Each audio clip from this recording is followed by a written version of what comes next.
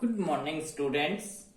आज हम बात करने वाले हैं वन डायमेंशनल पोटेंशियल बैरियर पर।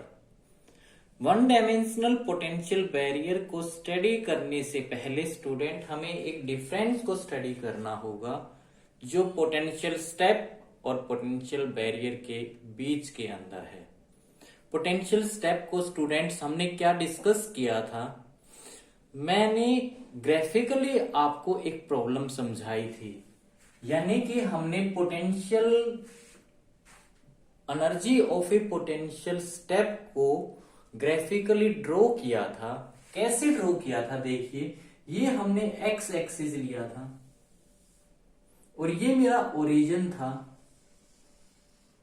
इस वाई एक्सिस के ऊपर मैंने ड्रॉ किया था पोटेंशियल एनर्जी को, जो फंक्शन था एक्स का, और इधर मैंने ड्रॉ किया था एक्स एक्सिस को, और ये मैंने कहा था ओरिजिन है, यानी ये एक्स इज इक्वल टू 0 है। इसका मतलब इस साइड में ये जो मेरा एक्सिस है ये कौन सा है, माइनस एक्स एक्सिस। तो ये रीजन मेरा जो था x is equal to x less than 0, ये मेरा रीजन था एक्स ग्रेटर देन 0।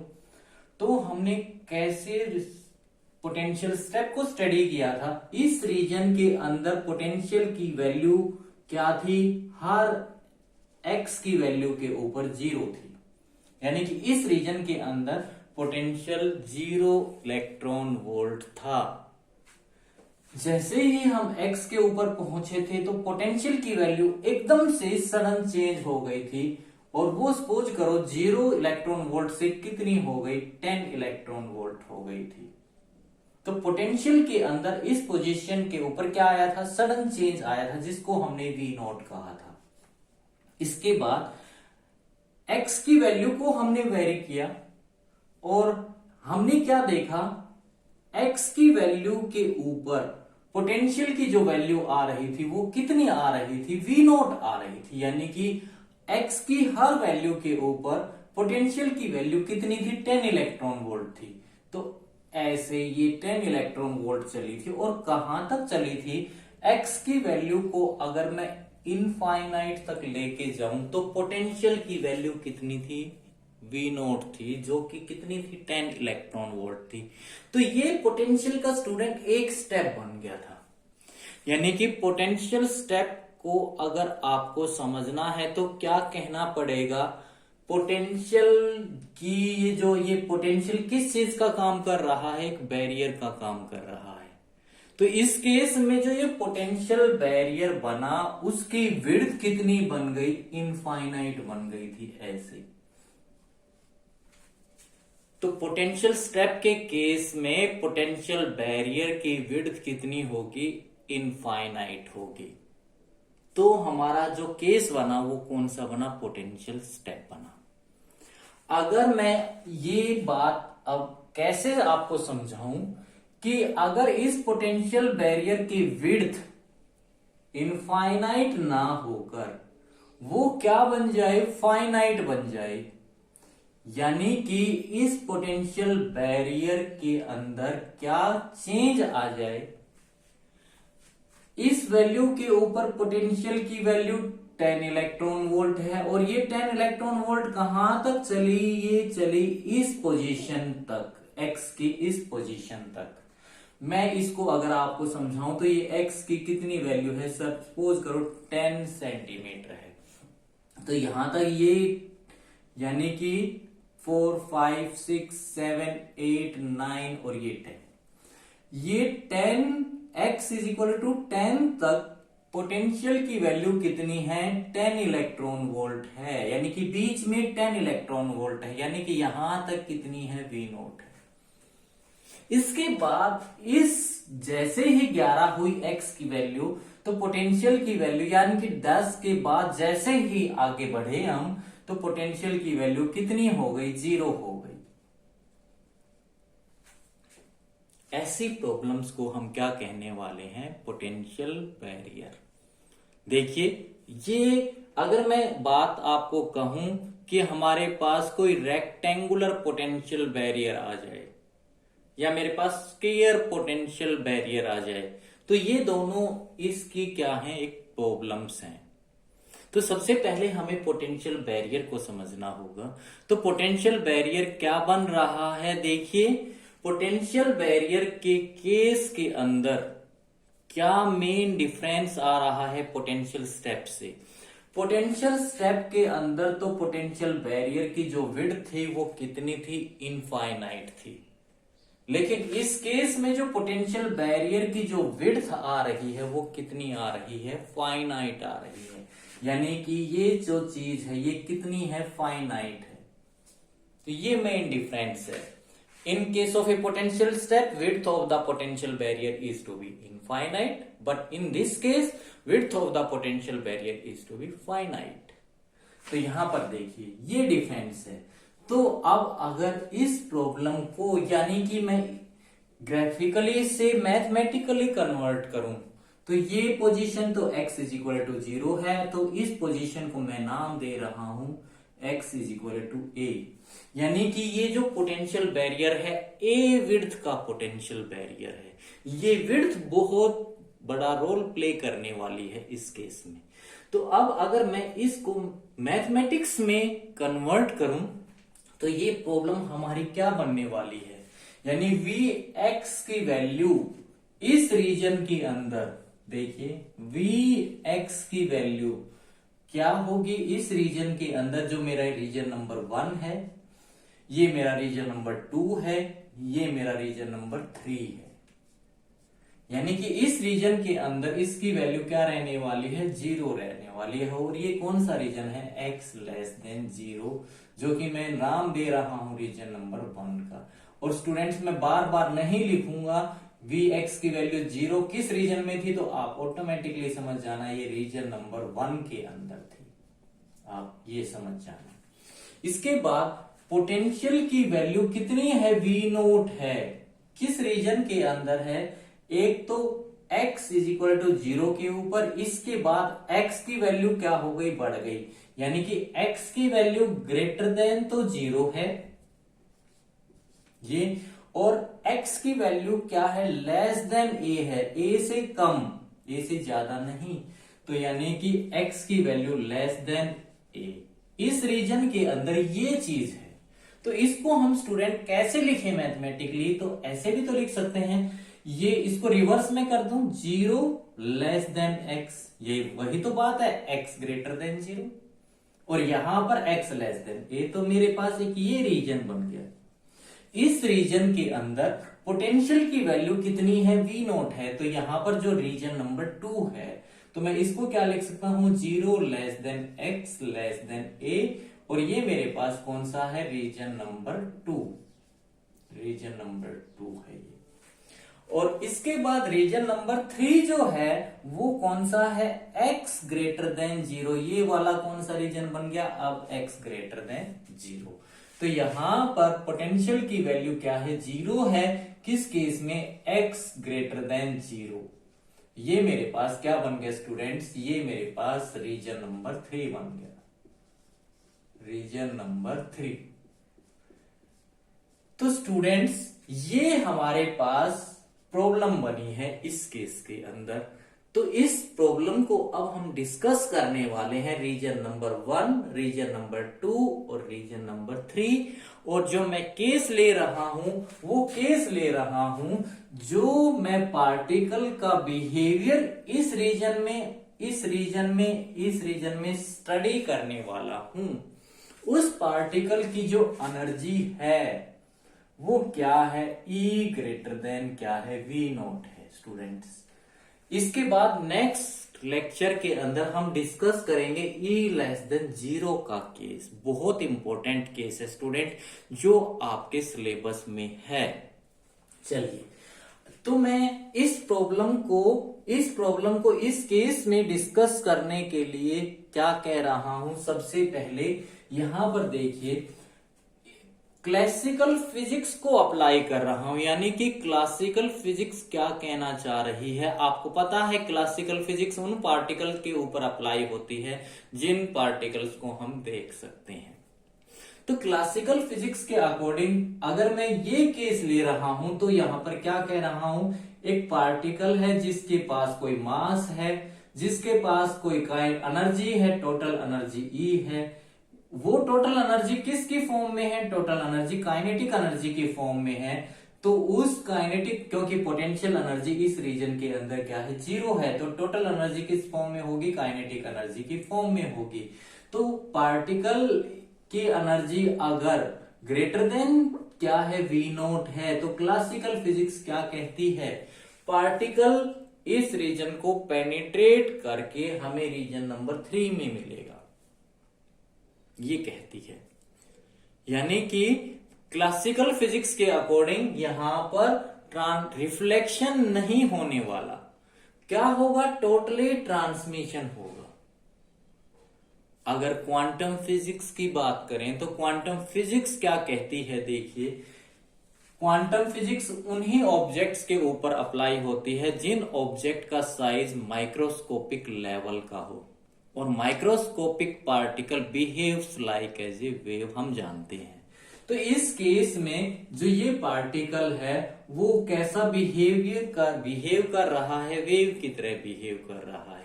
यानी कि मैं क्या कहूं, अब ये जो पार्टिकल है वो इस वेव के साथ एसोसिएटेड है।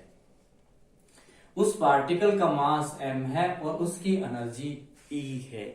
तो वेव जब इस पोटेंशियल बैरियर के ऊपर जाकर इंसिडेंट करेगी, तो इस केस की मैं बात कर रहा हूं, लेस देन वी नॉट वाले केस में तो टनल इफेक्ट आएगा जो बहुत इंपॉर्टेंट है। लेकिन इस केस में क्या होगा, ये पोटेंशियल बैरियर इस वेव के लिए किसका काम करने वाला है, एक मीडियम की तरह काम करने वाला है। जैसे आपने समझा होगा, जब कोई लाइट वेव किसी मीडियम के ऊपर आकर इंसिडेंट करती है तो इस वेव का क्या होता है, इस वेव का कुछ पार्ट तो रिफ्लेक्ट कर जाता है और कुछ पार्ट क्या कर जाता है, ट्रांसमिट कर जाती है। तो ये पोटेंशियल बैरियर इस केस में इस वेव के लिए कैसा एक्ट करने वाला है, मीडियम की तरह एक्ट करने वाला है। तो क्या होगा, कुछ पार्ट तो इस वेव का क्या होगा, रिफ्लेक्ट कर जाएगा और कुछ क्या कर जाएगा, ट्रांसमिशन कर जाएगा। ठीक है, तो यहां पर फिर ये ट्रांसमिटेड वेव यहां पर आकर फिर इंसिडेंट करेगी। अगर एनर्जी इसकी इस पोटेंशियल बैरियर से ज्यादा है तो फिर क्या होगा, कुछ पार्ट रिफ्लेक्शन होगा और कुछ पार्ट क्या होगा, ट्रांसमिशन होगा। लेकिन इस केस में क्या डिस्कंटिन्यूटी नहीं आएगी, तो डिस्कंटिन्यूटी ना आने की वजह से, किसमें डिस्कंटिन्यूटी नहीं आएगी, पोटेंशियल के अंदर डिस्कंटिन्यूटी नहीं आने वाली। तो इस केस में ओनली क्या अकर करेगा, ट्रांसमिशन अकर करेगा, रिफ्लेक्शन अकर नहीं करेगा। तो आप समझ गए होंगे। तो यहां पर देखिए मैं आपको समझा दूं क्या क्या अकर करेगा। तो उस चीज को समझने के लिए हमने स्टूडेंट्स क्या देखा है, यहां पर जो पार्टिकल इस वेव के साथ एसोसिएटेड है उसकी हम कंप्लीट डिटेल इंफॉर्मेशन जानने की कोशिश कर रहे हैं, इस रीजन के अंदर, इस रीजन के अंदर और इस रीजन के अंदर। तो अब कैसे जाने, इस चीज को सॉर्ट आउट करने के लिए स्क्रोडिंजर ने हमें क्या कहा था, मैं आपको एक इक्वेशन दे रहा हूं, आप उस इक्वेशन को अपने केस के अंदर इंप्लीमेंट करके उसका सॉल्यूशन फाइंड आउट कर लो। वो सॉल्यूशन आपको उस रीजन के अंदर पार्टिकल के बारे में कंप्लीट इंफॉर्मेशन प्रोवाइड कर देगा। तो इसका मतलब हमें क्या करना होगा, इस प्रॉब्लम को सॉर्ट आउट करने के लिए स्क्रोडिंजर के द्वारा दी गई टाइम इंडिपेंडेंट को इक्वेशन को लेना होगा। और इंडिपेंडेंट ही क्यों लेनी होगी, क्योंकि हमारा जो पोटेंशियल है वो केवल किस चीज का फंक्शन है, केवल एक्स का फंक्शन है, टाइम का फंक्शन नहीं है। तो हमें time independent Schrodinger wave equation को नहीं लेना है, यहां पर किसको लेना है, टाइम इंडिपेंडेंट को नहीं लेना है, टाइम इंडिपेंडेंट को लेना है। मैं गलत बोल गया था, देखिए मैं पहले क्या बोल गया, यहां पर हमें जो किस स्क्रोडिंजर के द्वारा इक्वेशन को लेना है दी गई, टाइम इंडिपेंडेंट। क्यों, क्योंकि पोटेंशियल जो है वो किसका फंक्शन है, एक्स का फंक्शन है, टाइम का नहीं है। तो हमें स्क्रोडिंजर के द्वारा दी गई टाइम इंडिपेंडेंट वेव इक्वेशन को लेना होगा। जो कौन सी वेव इक्वेशन थी आप सब जानते हैं, हम स्टडी कर चुके हैं। तो वो कौन सी इक्वेशन थी, और ये कौन सी है, केवल वन डायमेंशनल है, थ्री डायमेंशनल का केस नहीं है। तो वन डायमेंशनल के अंदर मेरे पास क्या इक्वेशन थी, डी स्क्वायर साई और डी एक्स स्क्वायर, क्योंकि मैं एक्स में ही स्टडी कर रहा हूं, plus 2m upon h cut square e minus v और साई इज इक्वल टू 0। यानी कि ये time independent Schrodinger wave equation थी। इसको मेरे को इंप्लीमेंट इस रीजन के अंदर करना होगा, इसको इस रीजन के अंदर इंप्लीमेंट करना होगा, इसको इस रीजन के अंदर इंप्लीमेंट करना होगा, और इसके इस साई की वैल्यू, वेव फंक्शन की वैल्यू को मेरे को फाइंड आउट करना होगा, जो हमें पार्टिकल के बारे में कंप्लीट इंफॉर्मेशन इस रीजन और इस रीजन और इस रीजन के अंदर प्रोवाइड कर देगा। इसका मतलब इस रीजन के अंदर पार्टिकल का जो वेव फंक्शन होगा वो कुछ अलग होगा, वो साई 1 होगा। इस रीजन के अंदर जो पार्टिकल का जो वेव फंक्शन होगा वो साई 2 होगा। इस रीजन के अंदर जो वेव फंक्शन मतलब पार्टिकल का जो वेव फंक्शन होगा वो कुछ साइन 3 होगा। तो हमें क्या निकालना है, हमें साई 1 की वैल्यू यहां पर निकालनी है, यहां पर साई 2 की वैल्यू निकालनी है, यहां पर साई 3 की वैल्यू निकालनी है, जो पार्टिकल के बारे में कंप्लीट इंफॉर्मेशन प्रोवाइड कर देगा फर्स्ट। इसके बाद हम क्या निकालेंगे, हमें अगर ये केस है तो कुछ रिफ्लेक्शन अकर करेगा, यानी कि रिफ्लेक्शन कोफिशिएंट को निकालना है, कुछ ट्रांसमिशन अकर करेगा तो ट्रांसमिशन कोफिशिएंट को निकालना है, और इसके बाद हम एक ग्राफिकली प्रॉब्लम को समझेंगे। बहुत इंपॉर्टेंट केस है। तो सबसे पहले इसको इस रीजन के अंदर अगर इंप्लीमेंट करेंगे तो स्टूडेंट इस रीजन के अंदर तो पोटेंशियल देखिए, इस रीजन के अंदर पोटेंशियल की वैल्यू क्या है, 0 है। तो इसको अप्लाई करोगे तो इस केस के में क्या बनने वाली है, ये इक्वेशन डी स्क्वायर साई की जगह क्या आ गया 1 और d x square plus 2m upon h cut square e psi 1 is equal to 0, ये आ गई। अब इसको 2me upon h cut square को हम पुट कर लेते हैं स्टूडेंट के स्क्वायर, तो ये इक्वेशन क्या बन गई, देखिए डी स्क्वायर साई 1 और d x square plus k 1 square psi 1 is equal to 0। तो मैं यहां पर इसको सेपरेट से लिख देता हूं, तो मैंने k1 स्क्वायर को क्या पुट किया है student 2me upon h cut square, ताकि बाद में हमें यूज करना हो तो डायरेक्ट यूज कर लेंगे। तो स्टूडेंट ये क्या बन गई, एक सेकंड ऑर्डर की डिफरेंशियल इक्वेशन बन गई। इसका सोल्यूशन कैसे सॉर्ट आउट करते हैं, इसको हम लिखते हैं D square plus k1 square, याद हो तो साई 1 इज इक्वल टू 0। अब साई 1 तो 0 हो नहीं सकता, क्योंकि ये तो इस रीजन के अंदर पार्टिकल का वेव फंक्शन है, तो इसको 0 होना होगा। तो d square plus k1 square को अगर हम 0 करेंगे तो d square is equal to क्या आ गया माइनस k1 स्क्वायर, और डी की वैल्यू क्या आ गई यहां पर प्लस माइनस आइटा k1 आ गई। इसका मतलब यहां पर इसके दो रूट हैं, तो इस केस में जो वेव फंक्शन बनेगा वो साई 1 की वैल्यू क्या बनेगी, देखिए a e raise to power iota plus वाली लेंगे k1 x plus b e raise to power minus iota k1 x, दूसरा रूट आ गया यहां पर। इसका मतलब इस केस में हमारे पास जो ये साई 1 है वो इस इंसिडेंट वेव यानी कि ये जो साई 1 है वो इस रीजन के अंदर पार्टिकल की कंप्लीट इंफॉर्मेशन को प्रोवाइड कर देगा। कैसे प्रोवाइड करेगा अभी इसकी बात करेंगे हम। तो हमारे पास स्टूडेंट साई 1 क्या आ गया, मैं इसको इधर लिख लेता हूं। तो साई 1 क्या बना है, a e raise to power iota k1x plus b e raise to power minus iota k1x। इन वैल्यूज को मैं यूज करूंगा बाद में।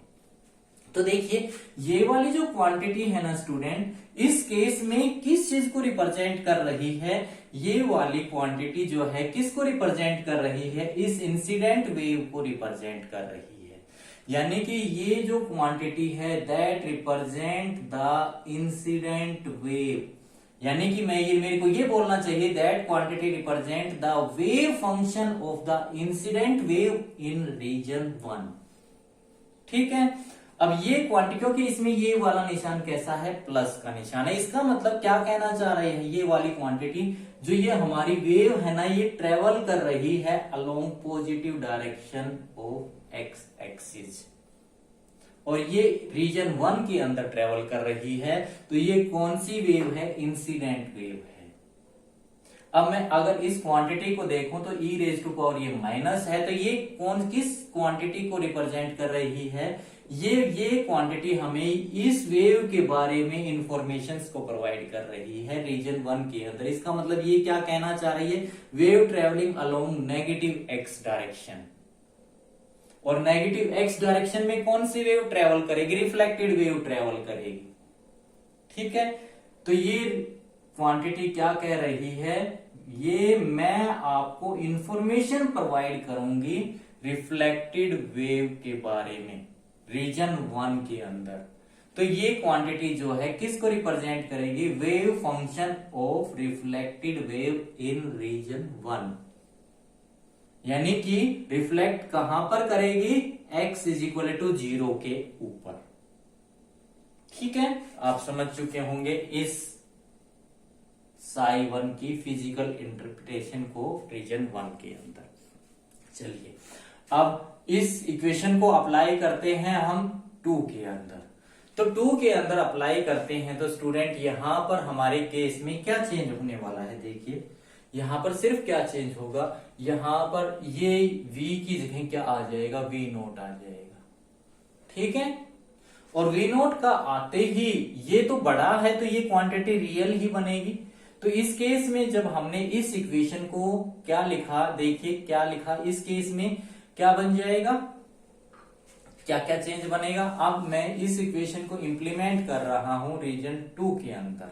तो रीजन 2 के अंदर, इन रीजन 2 आपको ये लिखना होगा, इन रीजन 2, यहां पर v की वैल्यू नंबर 1 क्या है, v नोट हो चुकी है, और जो साई की वैल्यू है वो क्या हो चुकी है, साई 2 हो चुकी है। तो यहां पर जब ये कंडीशंस को इंप्लीमेंट करेंगे तो हमारे पास ये क्या बन गया, d square psi 2 over D x square plus 2m upon h cut square e minus we not psi 2 is equal to 0।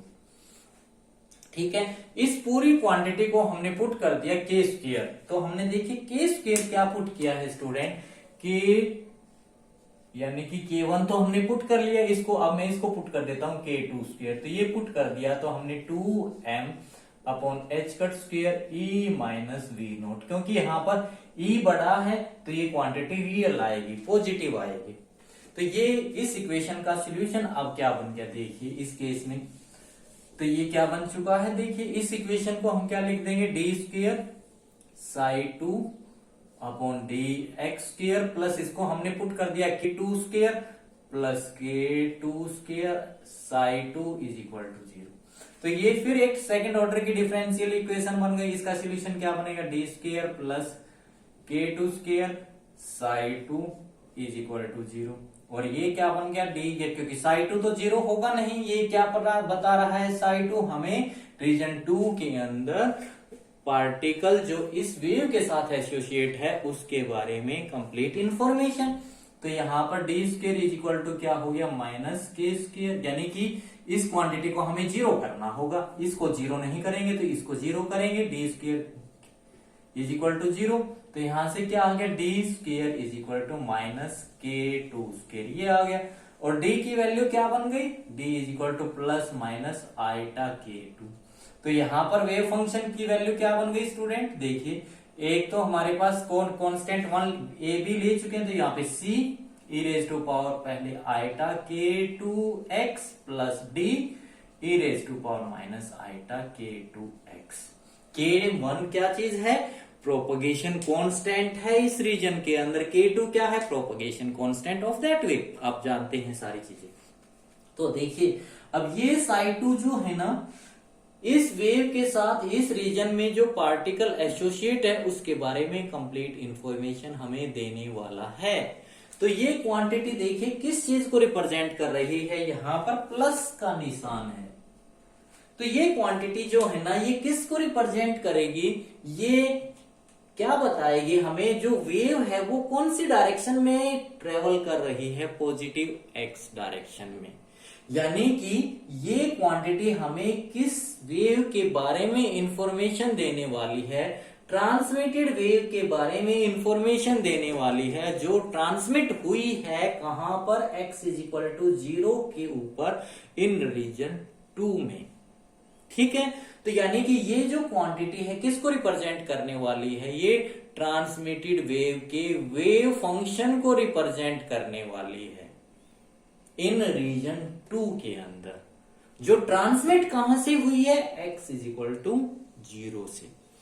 अब ये क्वांटिटी किसको रिप्रेजेंट करने वाली है, देखिए यहां पे माइनस सिंबल है, तो ये क्वांटिटी किसके बारे में बता रही है, वेव ट्रेवलिंग अलोंग ए negative x direction.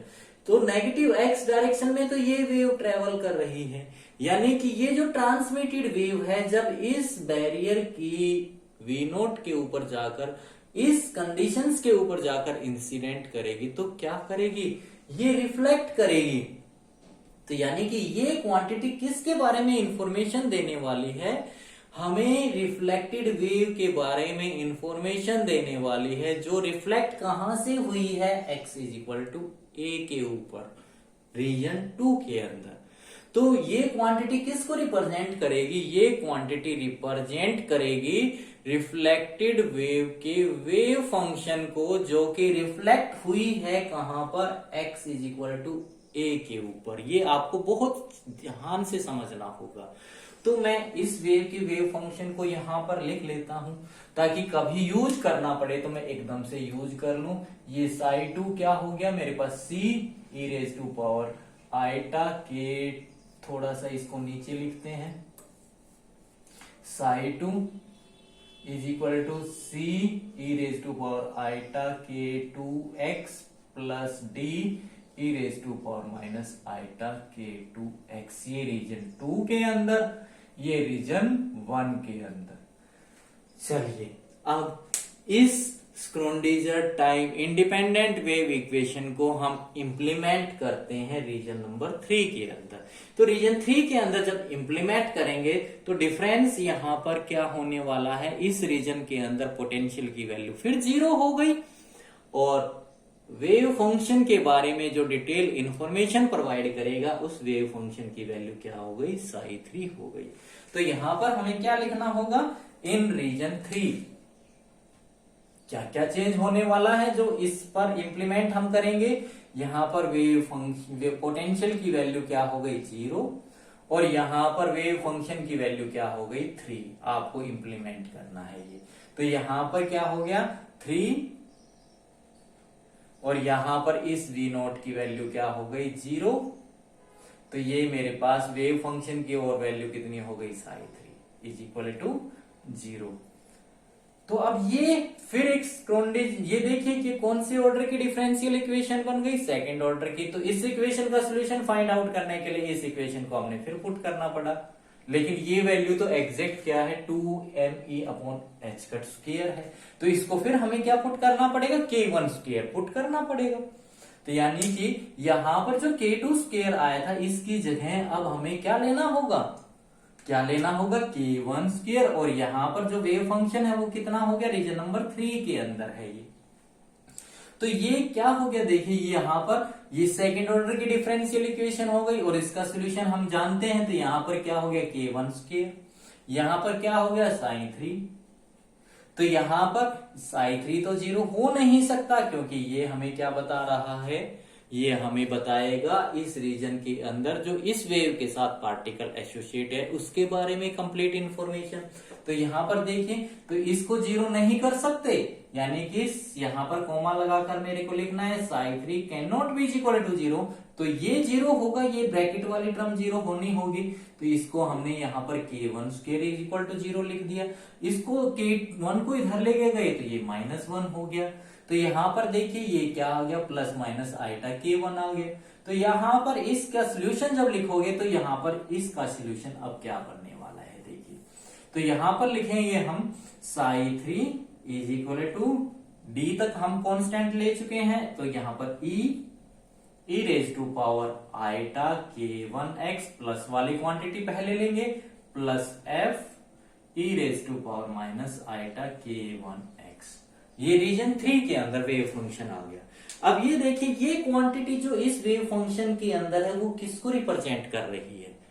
Wave travelling along positive x direction, यानी कि ये क्वांटिटी किसको रिप्रेजेंट कर रही है? इस ट्रांसमिटेड वेव को रिप्रेजेंट कर रही है, जो ट्रांसमिट कहां से हुई है? x इज इक्वल टू ए के ऊपर ट्रांसमिट हुई है और किस में प्रोपगेट कर रही है? रीजन नंबर 3 के अंदर प्रोपगेट कर रही है। तो ये जो क्वांटिटी है किसको बता रही है? ट्रांसमिटेड वेव के वेव फंक्शन को बता रही है, that is to be transmitted at x is equal to a। ठीक है, और ये क्वांटिटी किसको रिप्रेजेंट कर रही है? Wave travelling negative x direction. लेकिन इस रीजन के अंदर वेव नेगेटिव x डायरेक्शन में ट्रेवल नहीं करेगी, क्योंकि देखिए अब आगे कोई भी डिस्कंटिन्यूटी पोटेंशियल के अंदर नहीं आने वाली है। तो इस केस में रिफ्लेक्टेड वेव क्या हो जाएगी? 0 हो जाएगी। तो हमें इस क्वांटिटी को इस केस में क्या करना होगा? 0 करना होगा। f जो कांस्टेंट है इसको हमें रिफ्लेक्शन कोफिशिएंट को यहाँ ट्रांसमिट जो बताएगा उसको क्या करना होगा? 0। f को क्या करना होगा? 0। तो ये जो वेव फंक्शन बन गया इस रीजन 3 के अंदर हमारे पास क्या बना student? That is equal to यहां पर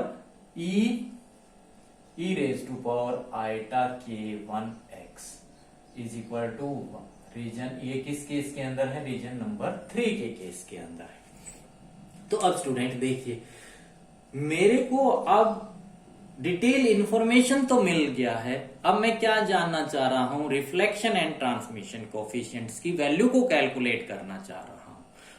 फुली ट्रांसमिशन कब अकर करेगा? फुली रिफ्लेक्शन कब अकर करेगा? तो इस चीज को स्टडी करने के लिए स्टूडेंट हमने एक कंडीशंस को इंप्लीमेंट किया। वो कौन सी कंडीशन है? देखिए बहुत इंपॉर्टेंट कंडीशन है। मैं जो ये इंसिडेंट वेव ले रहा हूं ना स्टूडेंट, ये जो इंसिडेंट वेव ले रहा हूं, इस इंसिडेंट वेव का जो एम्पलीट्यूड है, ये जो एम्पलीट्यूड आप जानते हो क्या होता है? Maximum distance covered by the particle about it main position. जो मैं ये एम्पलीट्यूड लेके चल रहा हूं ना, वो इतना बड़ा एम्पलीट्यूड की वेव लेके चल रहा हूं, यानी कि जैसे मेरे पास ये कोई वेव है, उसका एम्पलीट्यूड कितना है? उसका एम्पलीट्यूड मेरे पास कितना है? जैसे मेरे पास ये कोई वेव है, उसका एम्पलीट्यूड कितना है? यूनिट है, यूनिटी है, एक है, यानी कि amplitude of the incident wave is to be unit. A की वैल्यू, इसका मतलब मेरे पास क्या है? ए की वैल्यू जो है वो क्या है? 1 है। अब इन बी जो सी डी बी ई है, इनकी वैल्यू को मेरे को क्या करना है? फिक्स करना है रिलेटिव टू ए। ठीक है, अगर मैं इनको फिक्स करूं तो यहां पर देखिए ए की वैल्यू तो क्या हो गई मेरे पास? 1 हो गई। तो यहां पर ये तो आ गया मेरे पास 1। इस वेव का मैंने एम्पलीट्यूड कितना लिया है? यूनिट लिया है, 1 लिया है। तो अब ए की वैल्यू क्या हो गई? 1 हो गई। ठीक है, अब बी क्या चीज है? ये रिफ्लेक्शन कोफिशिएंट है, तो बी की वैल्यू को मैं क्या रिप्लेस कर दूं? आर। ठीक है, यहां पर बी की वैल्यू को मैं क्या रिप्लेस कर रहा हूं? आर। और सी एंड डी तो इस रीजन के अंदर है, ट्रांसमिशन और रिफ्लेक्शन। तो सी एंड डी को मैं यहां पर नहीं स्टार्ट करूंगा, क्योंकि ट्रांसमिटेड मेरे पास यहां पर इस रीजन में मिलने वाली है, रिफ्लेक्शन इस रीजन के अंदर मिलने वाली है। रिफ्लेक्शन 1 के अंदर, ट्रांसमिशन रीजन 3 के अंदर। तो मेरे को B की वैल्यू को R रिप्लेस करना होगा और C एंड D की वैल्यू को हम एज इट इज रखेंगे, क्योंकि इसके अंदर हम कुछ भी डिटेल स्टडी नहीं करेंगे। इसके अंदर हम स्टडी करेंगे किसके अंदर? ये लेस देन V नोट होगा वहां पर। तो हमें रिफ्लेक्शन यहां पर मिलेगा, ट्रांसमिशन यहां पर मिलेगा, यानी कि मेरे को E की वैल्यू को क्या करना होगा? रिप्लेस करना होगा किसके साथ? T के साथ। तो यहां पर मैंने यहां पर E की वैल्यू को क्या रिप्लेस कर दिया है स्टूडेंट? E की वैल्यू को मैंने T रिप्लेस कर दिया है। तो चलिए अब हम रिफ्लेक्शन एंड ट्रांसमिशन कोफिशिएंट्स की वैल्यू को कैलकुलेट करें by utilising the boundary condition. और बाउंड्री कंडीशंस आप जानते हैं, बाउंड्री कंडीशंस आपने स्टडी की होगी। देखिए, हमने स्क्रोडिंजर वेव इक्वेशन को लिया है और वो स्क्रोडिंजर टाइम इंडिपेंडेंट को लिया है डी स्क्र साई और d x square plus 2m upon x cut square e minus we not e minus v psi is equal to 0। यही तो लिए। इसमें देखिए अब क्या क्या कंडीशंस होने वाली है। आप जानते हैं वेव फंक्शन की वैल्यू स्पेस के अंदर क्या होती है, फाइनाइट होती है, इनफाइनाइट कभी नहीं होगी। स्पेस के अंदर एनर्जी की वैल्यू, ई की वैल्यू और वी नोट की वैल्यू क्या होती है, फाइनाइट होती है, क्योंकि एनर्जी कभी भी स्पेस के अंदर इनफाइनाइट नहीं होती। अगर ये सारी वैल्यू, ये वैल्यू फाइनाइट, ये वैल्यू फाइनाइट, ये वैल्यू फाइनाइट, ये तो एम तो मास ऑफ द पार्टिकल है, फाइनाइट ही मिलेगा। तो यहां पर क्या कंडीशन आ गई मेरे पास, D square psi over D x स्क्र की वैल्यू क्या होगी, फाइनाइट होगी। यानी कि फाइनाइट का मतलब कुछ क्वांटिटी होगी, जैसे फाइनाइट में 2, 3, 4, 5, 6, 7 एक्स का वेरिएबल नहीं होगा। ठीक है, तो यहां से ये 2 कब आया होगा, तो D Y by D X निकालें, D psi by D X निकालें, यानी कि D psi by D X की वैल्यू निकालें, तो इसकी वैल्यू कितनी रही होगी, 2x जरूर रही होगी इसके अकॉर्डिंग। तो यानी कि अगर इसका डबल डेरिवेटिव लोगे तभी तो d2 आएगा, यानी कि ये यहां पर x आ गया, ये x आते ही ये क्वांटिटी क्या बन गई, कॉन्टिन्यूअस बन गई x की वैल्यू के ऊपर, यानी कि x की ये कॉन्टिन्यूअसली चलेगी। यानी कि मैं क्या कहूं, अगर इसका मतलब मेरे को क्या, ये इस बाउंड्री कंडीशन क्या बता रही है, इस बाउंड्री के ऊपर डी साई 1 इस रीजन के अंदर और इस रीजन के अंदर वेव फंक्शन की वैल्यू क्या होगी, बराबर होगी। तो यानी कि पहली कंडीशन क्या आ गई मेरे पास, डी साई 1 और डी एक्स इज कॉन्टिन्यूअस है ना, चल रही है ऐसे सेम। इसका मतलब इस बाउंड्री के ऊपर, इस बाउंड्री के x इज इक्वल टू 0 के ऊपर क्या होगी, वैल्यू सेम होगी, कॉन्टिन्यूअस है ना, कॉन्टिन्यूअस। यानी कि तो x इज इक्वल टू 0 के ऊपर तो कॉन्टिन्यूअसली ऐसे चल रही है ना, कॉन्टिन्यूअसली आप ऐसे मान के चलिए, तो यहां पर जो वैल्यू आएगी होगी तो वो इसकी भी और इसकी भी क्या आएगी, बराबर की तो आएगी। तो d psi 1 is equal to d psi 2 अब क्या हो गया, बराबर हो गया कहां पर, x इज इक्वल टू 0 के ऊपर। इसका मतलब दूसरी बाउंड्री कंडीशन देखूं तो मैं यहां पर इसके ऊपर भी, अगर ये कॉन्टिन्यूअस है डी साई और डी एक्स, तो ये इस बाउंड्री के ऊपर भी x is equal to a के ऊपर भी तो क्या वैल्यू ऐसे कॉन्टिन्यूअसली आ रही। तो मैं जैसे मैं 1, 2, 3 x इज इक्वल टू इस 0 के ऊपर 3 आई है, तो इसका मतलब x इज इक्वल टू 3 जो है वो क्या है, इसकी भी वही है, इसकी भी वही है। ठीक है, यानी कि आप समझ गए होंगे। तो यानी कि इस बाउंड्री के ऊपर भी डी साई 1 डी साई 2, इसका मतलब इस बाउंड्री के ऊपर क्या होगा, 2 का और 3 का, d psi 2 d x is equal to क्या होगा, डी साई 3 और डी एक्स इज, ये कहां पर, x is equal to a के ऊपर। अगर ये ऐसी कंडीशन है तो ये मैं अगर साई की वैल्यू को देखूं तो साई की वैल्यू यहां से क्या निकलेगी, यहां से जरूर कुछ ना कुछ क्या आया होगा। देखिए ये कौन सा फंक्शन होगा, ये एक्स स्क्वायर का जरूर होगा। फर्स्ट डेरिवेटिव लेंगे 2x, सेकंड डेरिवेटिव लेंगे 2, इसका dy बाई डी एक्स लेंगे तो 2x आएगा। तो ये एक्स स्क्वायर क्या चीज है, कॉन्टिन्यूअस है। अगर ये कॉन्टिन्यूअस है इसका मतलब क्या है, इस साई की वैल्यू इस बाउंड्री के ऊपर इस रीजन के लिए और इस रीजन के लिए क्या है, बराबर है। तो एक कंडीशन और क्या आ गई मेरे पास, psi 1 is equal to psi 2 कहां पर, x इज इक्वल टू 0 पर, और दूसरी इस बाउंड्री के ऊपर psi 1 is equal to, psi इस रीजन के अंदर तो 2 है ना, तो यहां पर 2 आएगा, और इस रीजन के अंदर 3 है तो साई 3 कहां पर, x is equal to a के ऊपर। तो अब इन बाउंड्री कंडीशंस को इंप्लीमेंट करते हुए हमें क्या निकालना है, इन R, C, D और T की वैल्यू को कैलकुलेट करना है। तो चलिए अब हम इसको हटा देते हैं यहां से और इनकी वैल्यूज को कैलकुलेट कर लें। तो ये बाउंड्री कंडीशंस हमें इंप्लीमेंट करनी है इन वेव फंक्शन के अंदर डिफरेंट डिफरेंट रीजन के अंदर।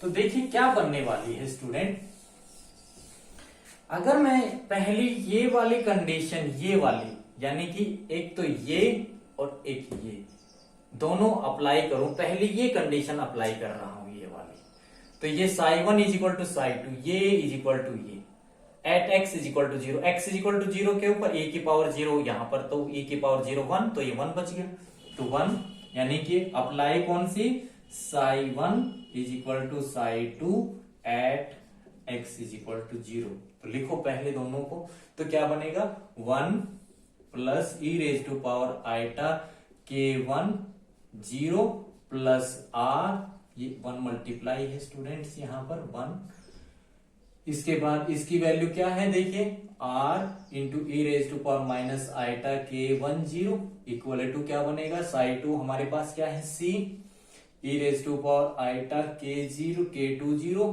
Plus d e raise to power minus iota k2 0, तो क्या बन गया 1 plus r is equal to, यहां पर ये 1 तो ये क्या बचे c प्लस d। ठीक है, इसके बाद ये मेरे पास एक इक्वेशन आ गई, इसको मैं नाम दे दूं 1। चलिए अब सेकंड बाउंड्री कंडीशंस को इंप्लीमेंट करते हैं, जो कौन सी है हमारे पास, ये वाली बाउंड्री कंडीशन है d psi1 dx is equal to d psi2 dx at x is equal to 0, यानी कि हमें इसका डेरिवेटिव अप्लाई करना होगा और इस पे डेरिवेटिव अप्लाई करना होगा, तो हम अप्लाई करें यहां पर, तो कौन सी कंडीशन अप्लाई करें देखिए, d psi1 over dx is equal to d psi2 over dx at x is equal to 0 के ऊपर ही, तो इसका डेरिवेटिव लीजिए आप, तो क्या आएगा देखिए 1 into e raise to power iota x e raise to power iota k1x, और इस k1x का क्या आएगा k1 आइटा। ठीक है, और मैं कहां पर अप्लाई करूंगा, at x is equal to 0 के ऊपर, तो at x is equal to 0 के ऊपर अप्लाई करोगे तो 0।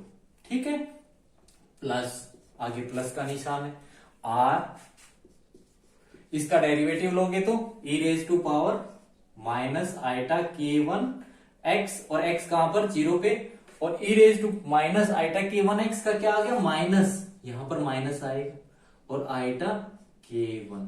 ठीक है, इक्वल टू इसका डेरिवेटिव लीजिए, इसका डेरिवेटिव लेंगे तो c पहले आएगा, e raise to power iota k2x, x कहां पर 0 पर, 0 पर, और e raise to power iota k2x का आइटा k2 मैंने पहले लिख लिया, इसके बाद यहां पर प्लस सिंबल है, इसके बाद इसका डेरिवेटिव करेंगे तो d, ये मैंने थोड़ा आगे लिखा है, इसका डेरिवेटिव लेंगे तो e raise to power minus iota k2 x की वैल्यू 0 पर, और ये माइनस आइटा k2, तो ये प्लस का जो सिंबल है वो क्या हो गया माइनस, और आइटा k2 पहले। तो अब देखिए, तो ये वैल्यू तो क्या बन गई 1, ये वैल्यू क्या बन गई 1 e की पावर 0 1, ये वैल्यू e की पावर 0 1, ये वैल्यू e की पावर 0 1, तो यहां से क्या बचा देखिए, आइटा k1 कॉमन आ गया, आइटा k1 को कॉमन निकाल लिया, तो 1 minus r is equal to, यहां से आइटा k2 को कॉमन निकाल लिया, यहां से c माइनस d। अब ये आइटा से तो आइटा कैंसिल हो गया, इसको इसके नीचे ले आया, तो मैंने किसकी वैल्यू निकाली, c माइनस d की वैल्यू निकाली, तो क्या आ गई k1 upon k2 into 1 minus r, और इसको क्या सिंप्लीफाई कर सकता हूं, इसको अंदर मल्टीप्लाई कर दूं, k1 upon k2 minus r into k1 upon k2, ये इक्वेशन नंबर मेरे पास 2 बन गई। सपोज करो अब इक्वेशन नंबर 1 को मैं यहां पर फिर लिख लूं, तो इक्वेशन 1 क्या थी मेरे पास, c plus d is equal to 1 1 plus r, मैंने इसको यहां लिखा है, तो ये इक्वेशन सपोज करो 3 दे देता हूं, वैसे तो है तो 1, लेकिन मैं यहां पर 1 नहीं लिख सकता, क्योंकि 1 लिखूंगा तो यहां पर आपकी नजर इस पे जाएगी, तो यहां पर मैंने लिख दिया एडिंग, कंफ्यूज मत होना ये इक्वेशन नंबर 3 क्यों दी है, इक्वेशन 3 मैंने अगर यहां पर 1 लिखता हूं तो आपकी नजर यहां पर भी जा सकती है, तो मैंने थोड़ा सा इसको इंटरचेंज किया है, एडिंग इक्वेशन 2 एंड 3, और c और d की वैल्यू को निकालने के लिए अब हम इसको ऐड और सब्ट्रैक्ट करेंगे, तो ऐड करेंगे तो ये d से d कट गया, तो यहां से ये कट गया, सपोज करो मैं काटना नहीं चाह रहा, ठीक है, तो यहां से क्या आ गया 2c इज इक्वल टू, यहां से इसको ऐड करोगे तो ये constant 1 plus k1 upon k2, और यहां से देखो r को कॉमन निकाल लो प्लस r, और यहां पे क्या आ गया 1 माइनस k1 अपॉन k2, ये आ गया। तो ये मेरे पास, सपोज करो इस इक्वेशन को नाम दे दो 4, ये मेरे पास क्या आ गया c की वैल्यू आ गई। चलो अब b की वैल्यू निकालते हैं, तो इन दोनों को ऐड कर दें, इन दोनों को अब ऐड किया था, अब सब्ट्रैक्ट कर दें। तो यानी कि इसको जब अगर मैं सब्ट्रैक्ट कर दूं, सपोज करो माइनस, ये प्लस हो गया बीच में, तो यहां पर ये माइनस हो गई क्वांटिटी और ये प्लस हो गई। ठीक है, तो अब सब्ट्रैक्टिंग यहां पे लिखना पड़ेगा, सब्ट्रैक्टिंग किसको, हमें इक्वेशन 2 को सब्ट्रैक्ट करना होगा इक्वेशन 3 में से, यानी कि सब्ट्रैक्टिंग इक्वेशन 2 फ्रॉम इक्वेशन 3। तो क्या आएगा देखिए, इसको सब्ट्रैक्ट किया तो ये c से c कट गया, तो यहां क्या बचा 2d, तो इसको मैं अलग से लिख लेता हूं, 2d इज इक्वल टू क्या आने वाला है, 2d इज इक्वल टू, यहां से देखिए ये क्या बन गया मेरे पास, इस केस में ये प्लस का सिंबल है, ये माइनस बन गया, तो ये क्या आ गया 1 माइनस k1 अपॉन k2, और यहाँ पे r कॉमन निकाल लिया, तो यहाँ पे ये प्लस, ये भी प्लस बन चुका क्योंकि ये सब्ट्रैक्ट किया है, तो 1 प्लस k1 अपॉन k2, इस इक्वेशन को नाम दे दो 5। तो हमने बाउंड्री कंडीशन अप्लाई करके 2c और 2d की वैल्यू निकाल ली है। चलिए अब अप्लाई करते हैं ये वाली बाउंड्री कंडीशन और ये वाली बाउंड्री कंडीशन। तो इन बाउंड्री कंडीशंस को अप्लाई करेंगे तो क्या वैल्यू आने वाली है, देखिए हमें ये दो वैल्यू रखनी है यहां पर, एक तो ये वाली वैल्यू रखनी है 2c की वैल्यू, ठीक है, और एक रखनी है हमें, तो यहां से मैं लिख लू 2c की वैल्यू, 2c comes out to be, अगर वैल्यू यूज करना पड़े तो हम यूज कर लेंगे 1 plus k1 upon k2 plus r into 1 minus k1 upon k2, ये वैल्यू आई है। 2d की कितनी आई है, 2d comes out to be 1 minus k1 upon k2 plus r into 1 plus k1 upon k2, अगर वैल्यू यूज करना पड़ेंगे हम यूज कर लेंगे। तो ये भी, अब हम इसको भी रब कर देते हैं। चलिए अब हम कैलकुलेट करते हैं किसकी वैल्यू को, अब हम कैलकुलेट करेंगे, एक बार मैं चेक कर लेता हूं यही वैल्यू है क्या। चलिए अब हम boundary condition this and this को अप्लाई करते हैं।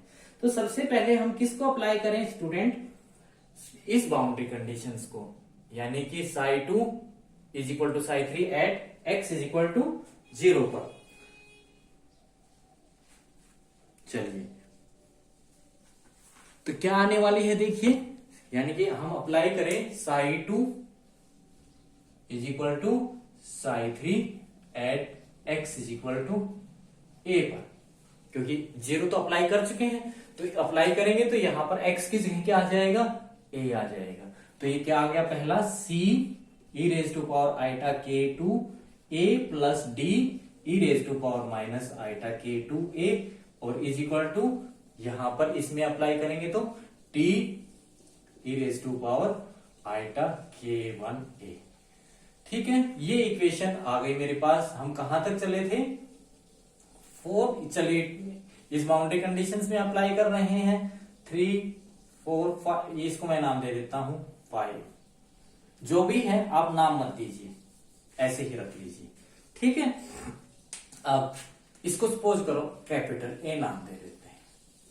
अब यहां पर इसमें बाउंड्री कंडीशन अप्लाई करते हैं, ये वाली, ये वाली, ये वाली।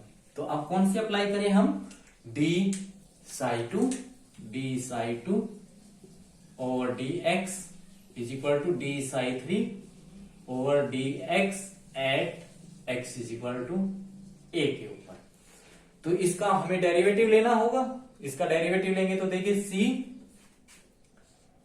आइटा K2 में पहले ले लेता हूं e raise to power iota K2a, x is equal to A पे स्टडी करें, प्लस का निशान आएगा, सिंबल डी आएगा, थोड़ा आगे लिख रहा हूं क्योंकि डेरिवेटिव लेंगे तो क्या आएगा e raise to power minus I2 iota K2 x is equal to a के ऊपर, और माइनस आइटा Kx का यहाँ पर ये माइनस हो गया, और आइटा K2 इक्वल टू किसके बराबर आने वाला है, इसका डेरिवेटिव। तो ये क्या आ गया, iota K1 t e raise to power iota K1 x is equal to a पे मैंने डेरिवेटिव कर दिया है इसका, क्योंकि ये e की पावर आइटा K1 x का डेरिवेटिव आइटा K1 आता है। तो यहां से देखिए आइटा K2 को कॉमन निकाल लें, कॉमन निकालेंगे तो क्या आएगा, आइटा K2 को कॉमन निकाल लें तो c e raise to power iota K2a minus d e raise to power minus iota K2a is equal to क्या बच गया, iota K1 t e raise to power iota K1a। ठीक है, यहां से आइटा से आइटा कैंसिल हो गया, इस K1 अपॉन K2 को यहां से इस K2 को इसके नीचे ले जाओ, तो यहां से ये मेरे पास एक इक्वेशन बन गई, इसको मैं नाम दे दूं कैपिटल B। ठीक है, अब मेरे को यहां से फिर इन दोनों इक्वेशंस को ऐड करना होगा, क्योंकि t की वैल्यू तो अभी निकलेगी। इक्वेशन को a एंड b को adding equation a and b को ऐड कर देते हैं, तो क्या आएगा, ये वाली टर्म तो कैंसिल हो जाएगी, देखो सेम है, तो यहां पे 2c e raise to power iota K2a is equal to क्या बन गया, यहां से ऐड करेंगे तो ये प्लस 1, ये तो कॉमन आ जाएगा पूरा का पूरा, 1 plus K1 upon K2 into e raise to power iota K1a, ये आ गया। अब सब्ट्रैक्ट कर देते हैं इनको, सब्ट्रैक्ट करेंगे तो क्या आएगा, इसमें से किसको सब्ट्रैक्ट करें, इसको सब्ट्रैक्ट कर देते हैं, यानी कि सब्ट्रैक्टिंग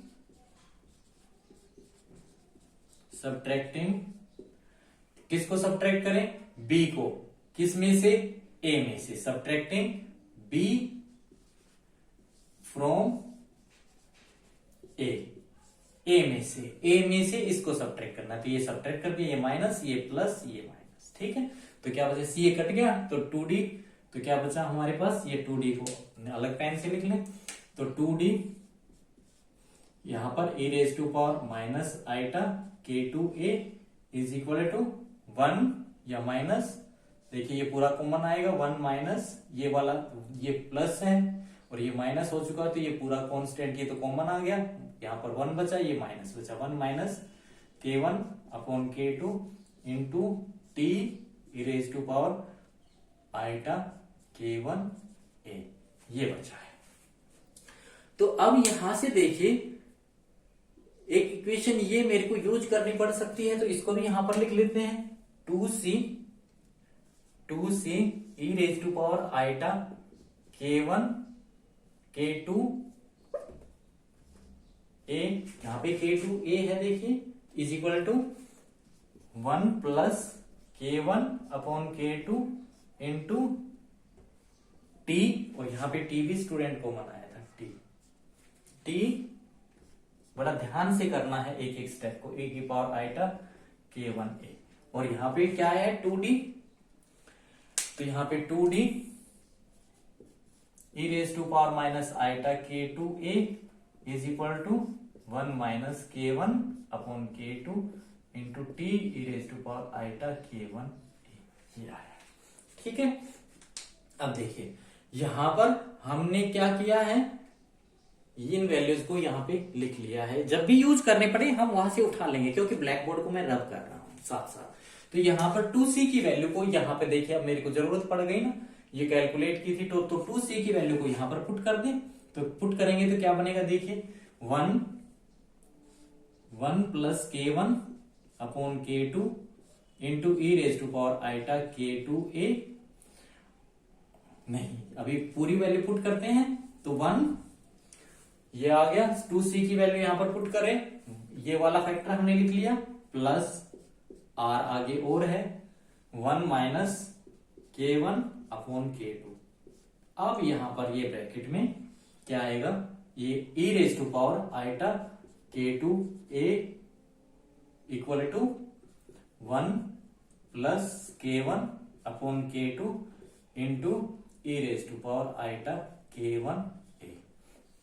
ठीक है, इसमें 2d की वैल्यू पुट कर दें, ये वाली, तो दोनों पुट करें तो यहां पर देखिए क्या आ गया इसमें, तो यह आएगा यहां पर 1 minus k1 upon k2 plus r, और यहां पर ये 1 plus k1 upon k2 into bracket बंद, और साथ में क्या है e raise to power minus iota k2a is equal to यहां पर 1 माइनस ये वाली term k1 upon k2 into e raise to power iota k1a, और यहां पर स्टूडेंट t भी था, ये t, या भूल जाते हैं t को लिखना, t तो यहां पे भी t है इंटू t, और यहां पे भी t है।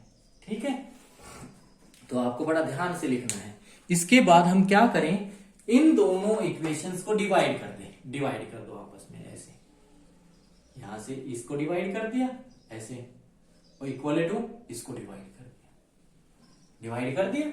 तो डिवाइड करने के बाद देखिए क्या बचा, तो ये t से ये t कट गया, इस e raise to power iota k1 से ये k1 था, यहां ये कट गया। ठीक है, और यहां से देखे तो क्या बचा, तो ये चीज हमारे पास खत्म हो गई। खत्म होने के बाद अब हम इसको क्या कर दें, क्रॉस मल्टीप्लाई कर दें, इसको इसके साथ, इसको इसके साथ, तो क्रॉस मल्टीप्लाई करेंगे तो स्टूडेंट देखिए क्या बनने वाला है, क्योंकि ये मैथमेटिक्स बहुत बड़ा है तो मेरे को ब्लैक बोर्ड की जरूरत पड़ती है बार बार, तो इसको भी यहां से हटा, तो अब इसको क्रॉस मल्टीप्लाई करेंगे तो देखिए क्या आने वाला है इसको।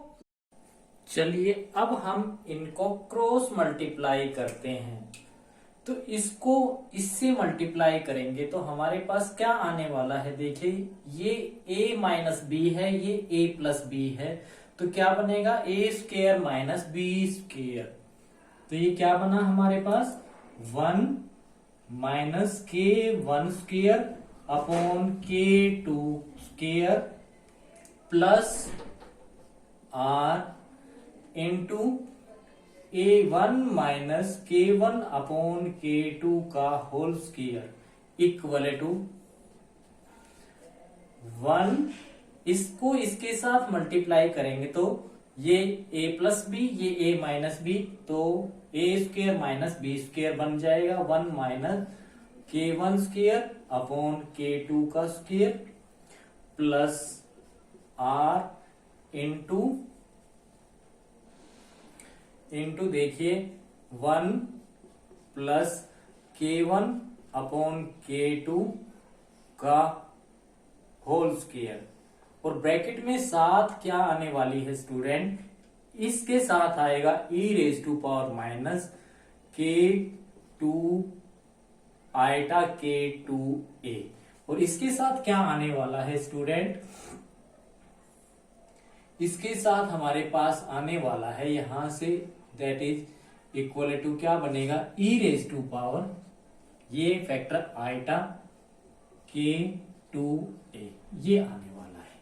तो अब हम इसमें स्टूडेंट एक सब्स्टिट्यूशन यूज करेंगे, और वो सब्स्टिट्यूशन में क्या ले रहा हूं, k2 अपॉन k1 की वैल्यू को मैं पुट कर रहा हूं म्यू, और k2 की वैल्यू को निकालेंगे हम कहां से, यहां से, तो इस k2 की वैल्यू क्या आएगी 2m upon h cut square e minus v note का अंडरूट अपॉन k1 की वैल्यू क्या होगी, देखिए k1 की value 2m upon h cut square into e का स्क्वायर रूट, यहां से निकालेंगे k1 की, तो ये वाला स्क्वायर रूट से स्क्वायर रूट कैंसिल हो गया, ये वाला फैक्टर इससे कैंसिल हो जाएगा, तो यहाँ पर क्या बचने वाला है, देखिए इसको मैं हटा दूं तो यहाँ पर इसकी वैल्यू किसके बराबर आ गई हमारे पास, e minus we naught upon e, ये बन गया, और क्या बनने वाला है 1 माइनस, इसको इसके नीचे हम कर सकते हैं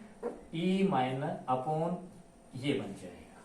ठीक है, तो हमने इस फैक्टर की वैल्यू को पुट किया है म्यू, तो यहां पर क्या बनेगा देखिए, ये हमने इसको आयटा K2A, अगर यहां पर मैंने सब्स्टिट्यूशन लगाया है तो ये क्या बन गया, 1 माइनस K1/K2, तो यहां पर रिवर्स क्या बन गया, 1/म्यू का स्क्वायर, ये बन गया ना।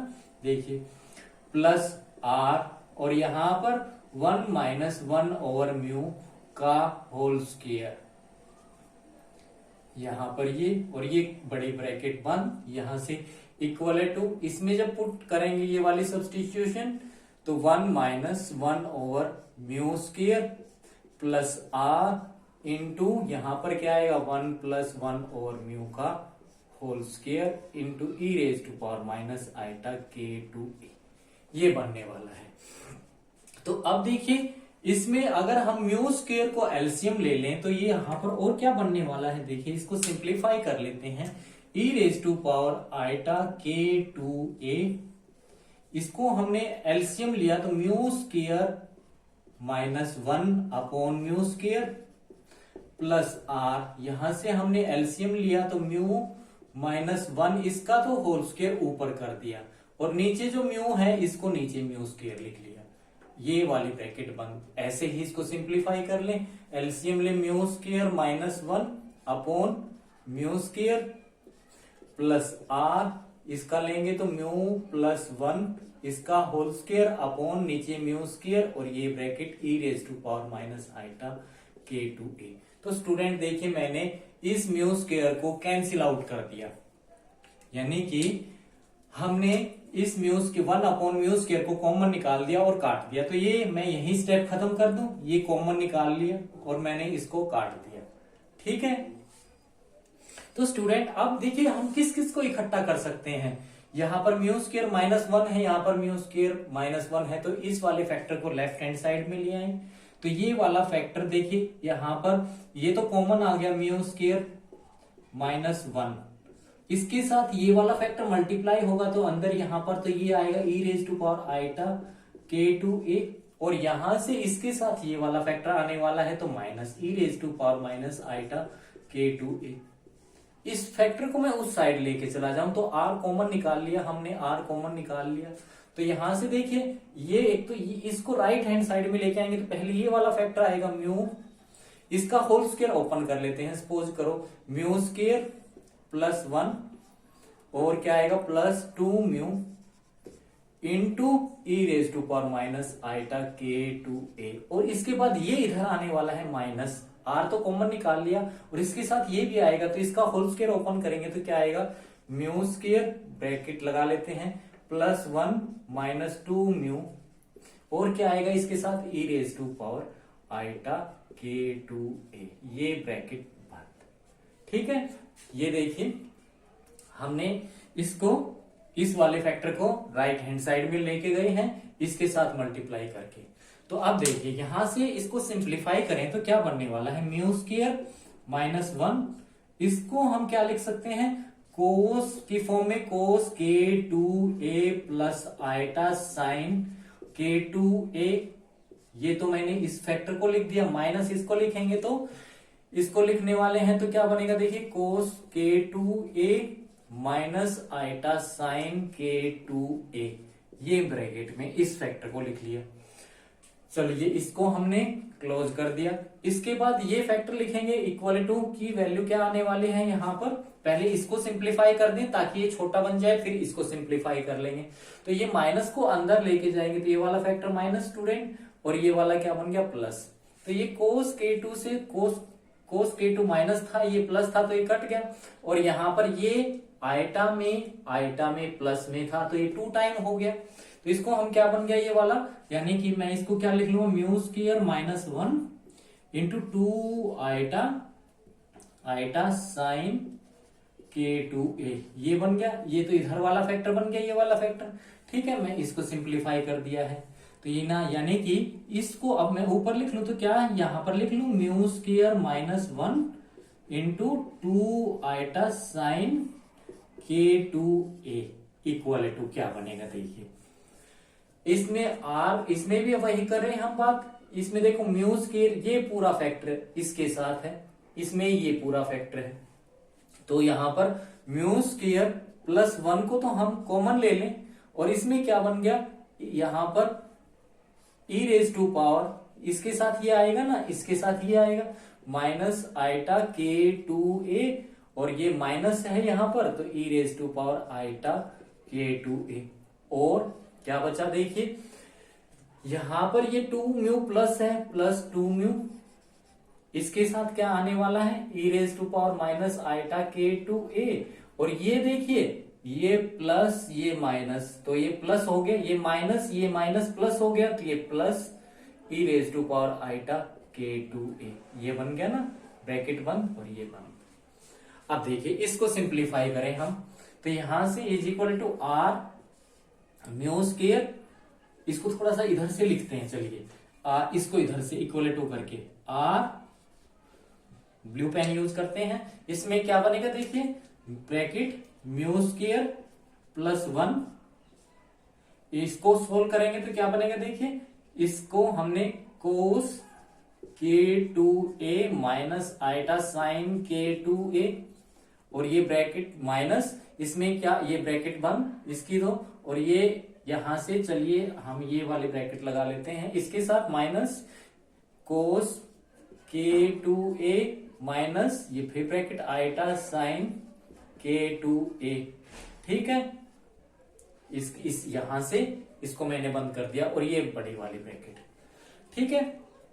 इसके बाद हम सोल्व कर लेंगे किस वाले फैक्टर को, इस वाले फैक्टर को, तो यहां से पहले इसको सॉर्ट आउट कर लें, तो देखिए ये माइनस जाएगी तो ये माइनस अंदर, ये प्लस हो गया, ठीक है, और ये अब हटा दें यहां से, ठीक।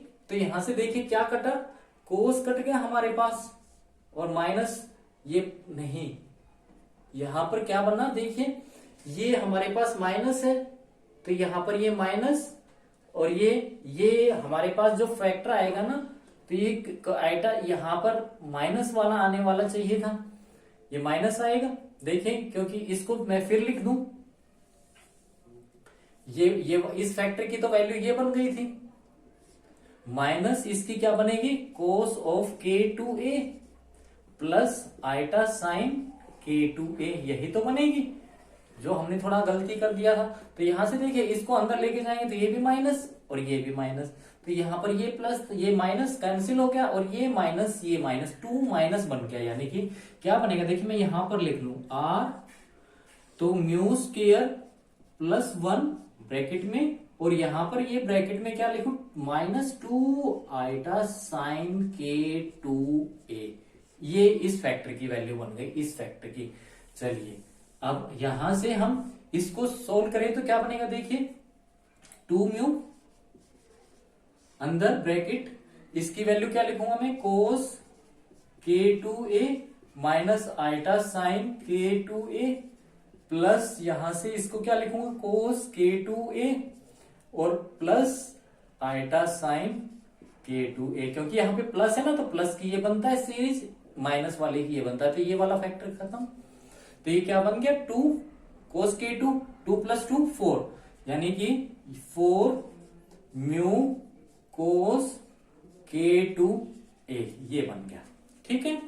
तो यहां से देखिए इसका मतलब यहां से इस फैक्टर की जो वैल्यू बनी है, क्या बनी है, इस फैक्टर की वैल्यू वो ये बनी है, तो ये दिस इज इक्वल टू, यहां से इसकी वैल्यू हम ये लिख दें इक्वल टू, इसका मतलब ये बन गया। तो यहां पर क्या बना हमारे पास देखिए, this is equal to mu square -1 2 iota sine के two A is equal to R into mu square plus 1, अंदर इसके साथ 2 आइटा साइन के टू ए प्लस 4 म्यू कोस के टू ए, ठीक है, ये बना। तो अब इसको देखिए हम क्या लिख सकते हैं स्टूडेंट, इसमें से सबसे पहले हम 2 को कॉमन निकाल लें, तो 2 को कॉमन निकालेंगे तो यहां से देखिए माइनस, और ये 2 4 था तो 4 यहां पे 2 बच गया, 2 को कॉमन निकाल लिया। अब मैं यहां पे इसको क्या करूं देखिए, आइटा से ये आइटा कॉमन निकाल लूं, यानी कि आइटा को कॉमन निकालेंगे तो ये आइटा कॉमन निकाल लिया, आइटा मैंने कॉमन निकाला तो यहां से आइटा तो चला गया, और यहां पे आइटा कॉमन निकाला तो नीचे आइटा आया। आइटा से मैंने इसको मल्टीप्लाई कर दिया, आइटा से ही डिवाइड कर दिया, ये लिख सकता हूं मैं। और ये आइटा की वैल्यू होती है -1, तो ये प्लस का निशान किस में कन्वर्ट हो गया, माइनस में। मैं स्टेप थोड़ा सा यहीं पे कर रहा हूं। इस माइनस को मैं कॉमन निकाल लूं तो ये माइनस कॉमन निकाल लिया, ये माइनस था ये प्लस बन गया यहां पर, और ये भी माइनस था ये प्लस बन गया। ठीक है, मैंने काफी स्टेप यहीं पर कर दिए हैं, आप ध्यान रखना। तो ये जो माइनस था, ये माइनस कॉमन निकाला है मैंने, यहां से जो ये माइनस कॉमन निकाला है, इस माइनस को मैं यहां से हटाऊं और इसके साथ लगा दूं, कर सकता हूं यहाँ पे। तो ये 2 आइटा है, 2 से 2 कैंसिल कर दूं, ये आइटा से ये आइटा कैंसिल कर दूं। ठीक है, तो यहां से ये देखिए कि इसको क्या लिख सकता हूं, ये इसको मैं ये लिख दूं 1 माइनस म्यू स्क्वायर, क्योंकि माइनस बाहर पड़ा है, तो ये क्या लिख दूं 1 minus mu square sine k2a is equal to r, क्या बन गया ये, यहां से mu square plus 1 into sine k2a plus 2 iota mu cos of k2a। आपको बड़े ध्यान से करना है। तो यहां से देखिए r की वैल्यू क्या बनने वाली है स्टूडेंट, तो मैं r की वैल्यू निकालूंगा, इस पूरे फैक्टर को इसके नीचे ले आऊंगा, तो r की वैल्यू को मैं यहां पर लिख लेता हूं स्टूडेंट। तो देखिए r की वैल्यू मेरे पास क्या बन गई है, r की वैल्यू इस फैक्टर के नीचे ये पूरा का पूरा आ जाएगा, मतलब ये किस में चला जाएगा, इसके डिनोमिनेटर में। तो r की वैल्यू क्या बनेगी 1 minus mu square sine k2a, 1 minus mu square sine k2a upon क्या आ गया मेरे, इसके अपॉन ये वाला फैक्टर आ गया mu square plus 1, mu square plus 1 into sine k2a plus 2 iota cos k2a, cos k2a, ये आ गया। चलिए इस r की वैल्यू को हम पुट करते हैं इस इक्वेशन में, यानी कि इस इक्वेशन में 2d की वैल्यू ये पुट करें, तो 2d यानी कि हम पुट करना चाहते हैं कि इसमें 2d e raise to power minus iota k2a is equal to 1 minus 1 over mu, क्योंकि यहां पर ये जो है ना k1 अपॉन k2 की वैल्यू हमने क्या पुट कर दी, k2 अपॉन k1 की वैल्यू म्यू पुट कर दी, into T e raise to power plus iota k1a। ठीक है, तो चलिए 2d की वैल्यू यहां पर पुट करें, यहां से यहां पर पुट करें, तो क्या बनेगा देखिए 1 minus 1 over mu plus r into 1 plus 1 over mu equal to 1 minus 1 over mu t e raise to power iota k1a, ये बना। यहां से अगर मैं एलसीएम लू इसका स्टूडेंट, तो क्या बनेगा mu minus 1 upon mu plus r, यहां से mu plus 1 upon mu into ये वाला फैक्टर भी आएगा साथ में इसके, ये 2d की वैल्यू पुट कर दी हमने, और ये e raise to power minus iota k2a, इसको भूलना नहीं है, e raise to power minus iota k2a is equal to mu minus 1 upon mu into T e raise to power iota k1a। ठीक है, म्यू को मैं यहीं पे इस डिनोमिनेटर वाले को काट दूं, यहां से कॉमन आएगा और ये कॉमन आके कट जाएगा। ठीक है, और इसको अब क्या लिखें, देखिए r की वैल्यू पुट करते हैं यहां पर म्यू माइनस 1 प्लस, यहां पे देखिए म्यू प्लस 1, और r की वैल्यू ये पुट करते हैं 1 minus mu square sine k2a upon mu square plus 1 sine k2a plus 2 iota mu cos k2a, ये वैल्यू है। ठीक है, इनटू ब्रैकेट में e raise to power minus iota k2a is equal to mu minus 1 into T e raise to power iota k1a। अब देखिए इसको हम क्या लिख सकते हैं, 1 minus mu into 1 plus mu लिख सकते हैं ये।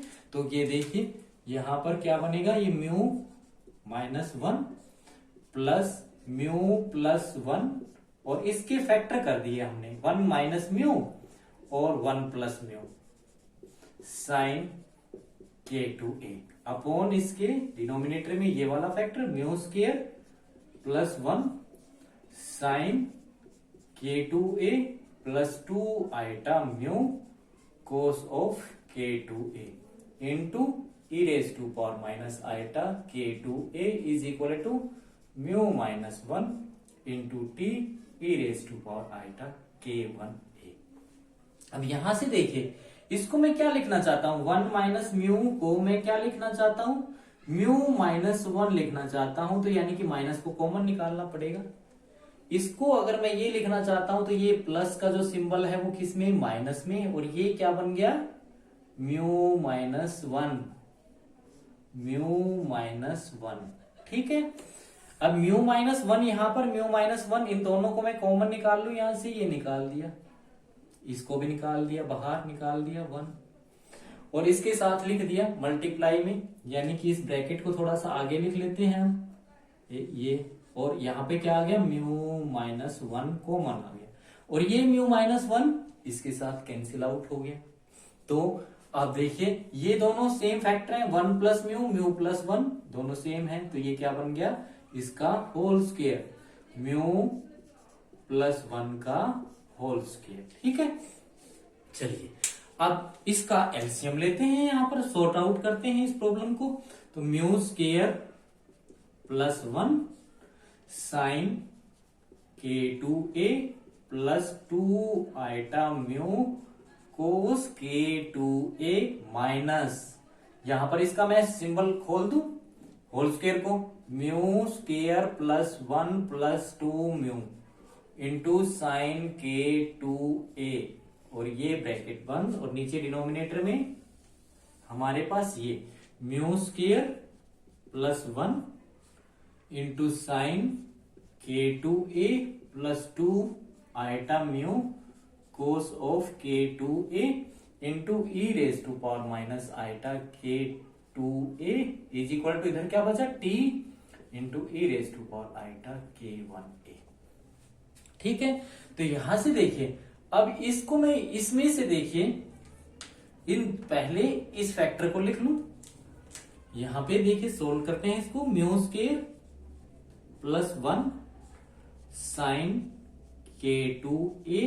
ठीक है, और यहां से plus 2 iota mu cos of k2a, इसको क्या लिखे माइनस म्यू स्क्वायर प्लस 1, इसको मैंने एक फैक्टर लिख लिया यहां तक, इंटू साइन k2a और ये minus 2 mu sine k2a bracket बंद e raise to power minus iota k2a is equal to t e raise to power iota k1a। ठीक है, अपॉन डिनोमिनेटर में ये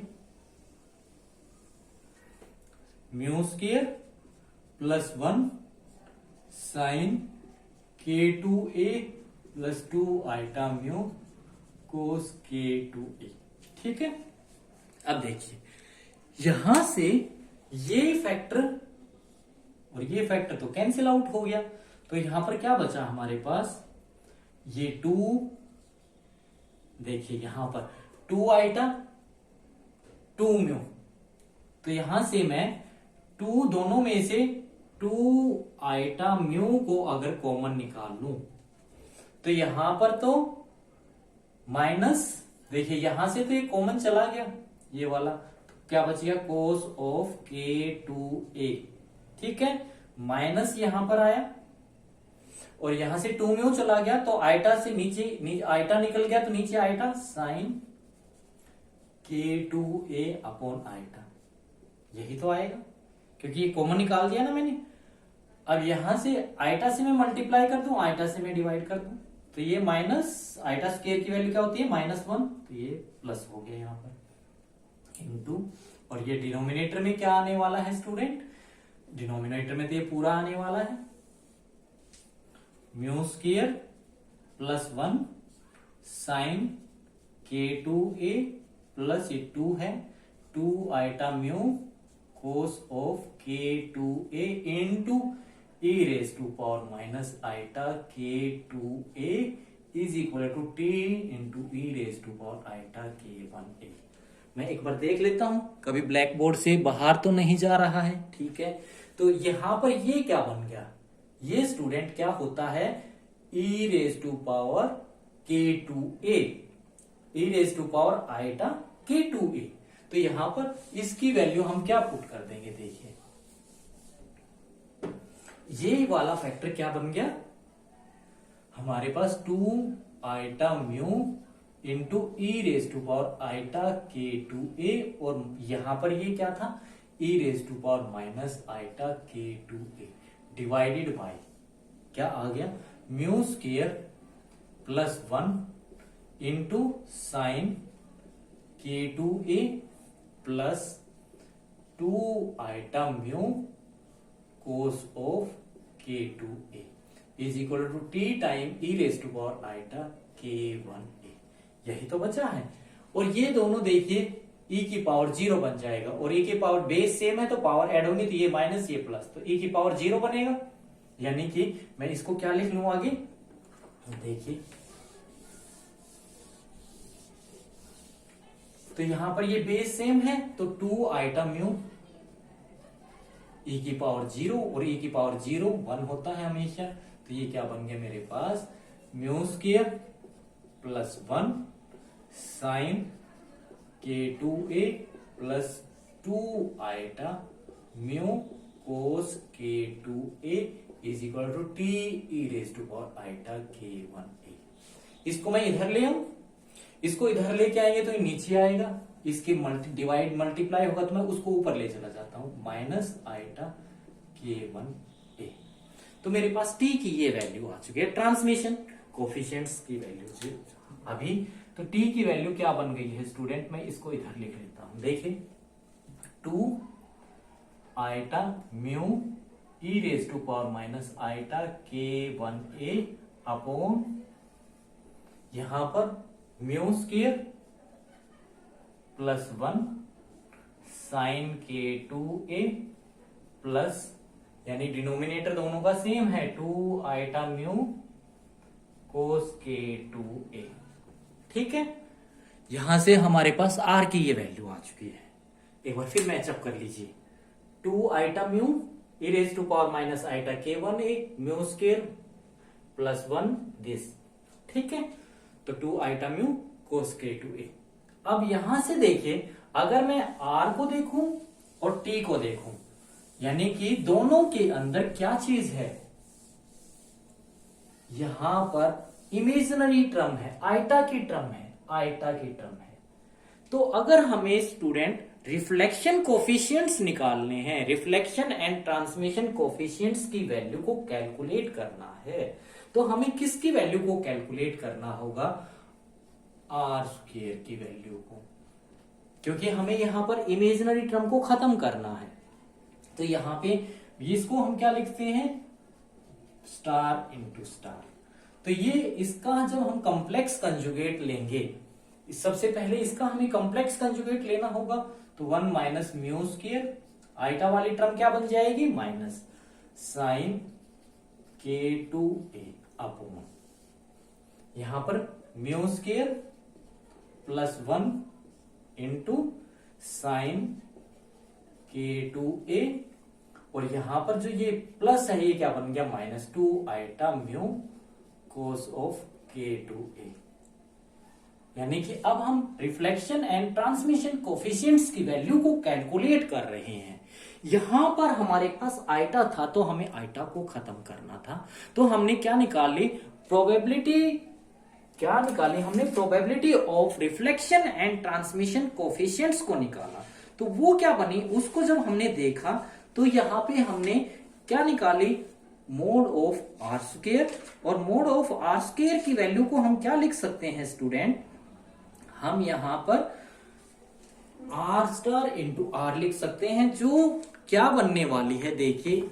अब इसको आर स्टार तो मैंने इसका कॉम्प्लेक्स कंजुगेट ले लिया है, अब इसको मैं मल्टीप्लाई किससे कर दूं, इसी फैक्टर से आर से, तो ये क्या बन गया 1 minus mu square sine k2a upon mu square plus 1 into sine k2a plus 2 iota mu cos of k2a।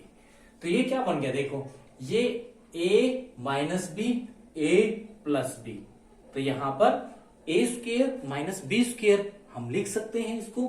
तो इसकी वैल्यू क्या बन गई, इन दोनों को मल्टीप्लाई करेंगे तो 1 माइनस म्यू स्क्वायर का square sine square k2a upon, यहां पर क्या बना mu square plus 1 into sign square k2a, यहां से देखिए 2 इंटू 2 4 और माइनस आएगा 4, iota into iota, iota square की वैल्यू -1 प्लस बन गया, mu into mu, mu square 4 mu square cos square k2a। तो ये तो हमारे पास स्टूडेंट क्या आ गया, प्रोबेबिलिटी ऑफ रिफ्लेक्शन।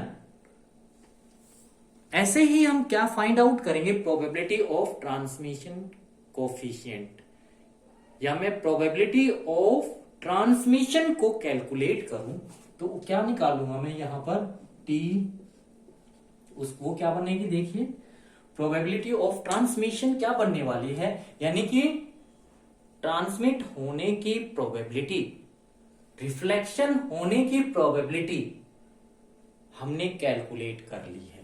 तो इसको क्या लिख सकते हैं हम, T star into T complex conjugate, T का लें पहले, ये इक्वल टू माइनस आइटा है यहां पर 2 iota mu e raise to power minus iota k1a, और ये माइनस है तो इसका प्लस बन गया, आइटा कॉम्प्लेक्स कंजुगेट ले रहे हैं यहां पर mu square plus 1 sine k2a, यहां से देखिए प्लस है minus 2 iota mu cos of k2a, multiply किसके साथ करें, टी के साथ, इसी के साथ, तो 2 iota mu e raise to power minus iota k1a upon mu square plus 1 sine k2a plus 2 iota mu cos of k2a।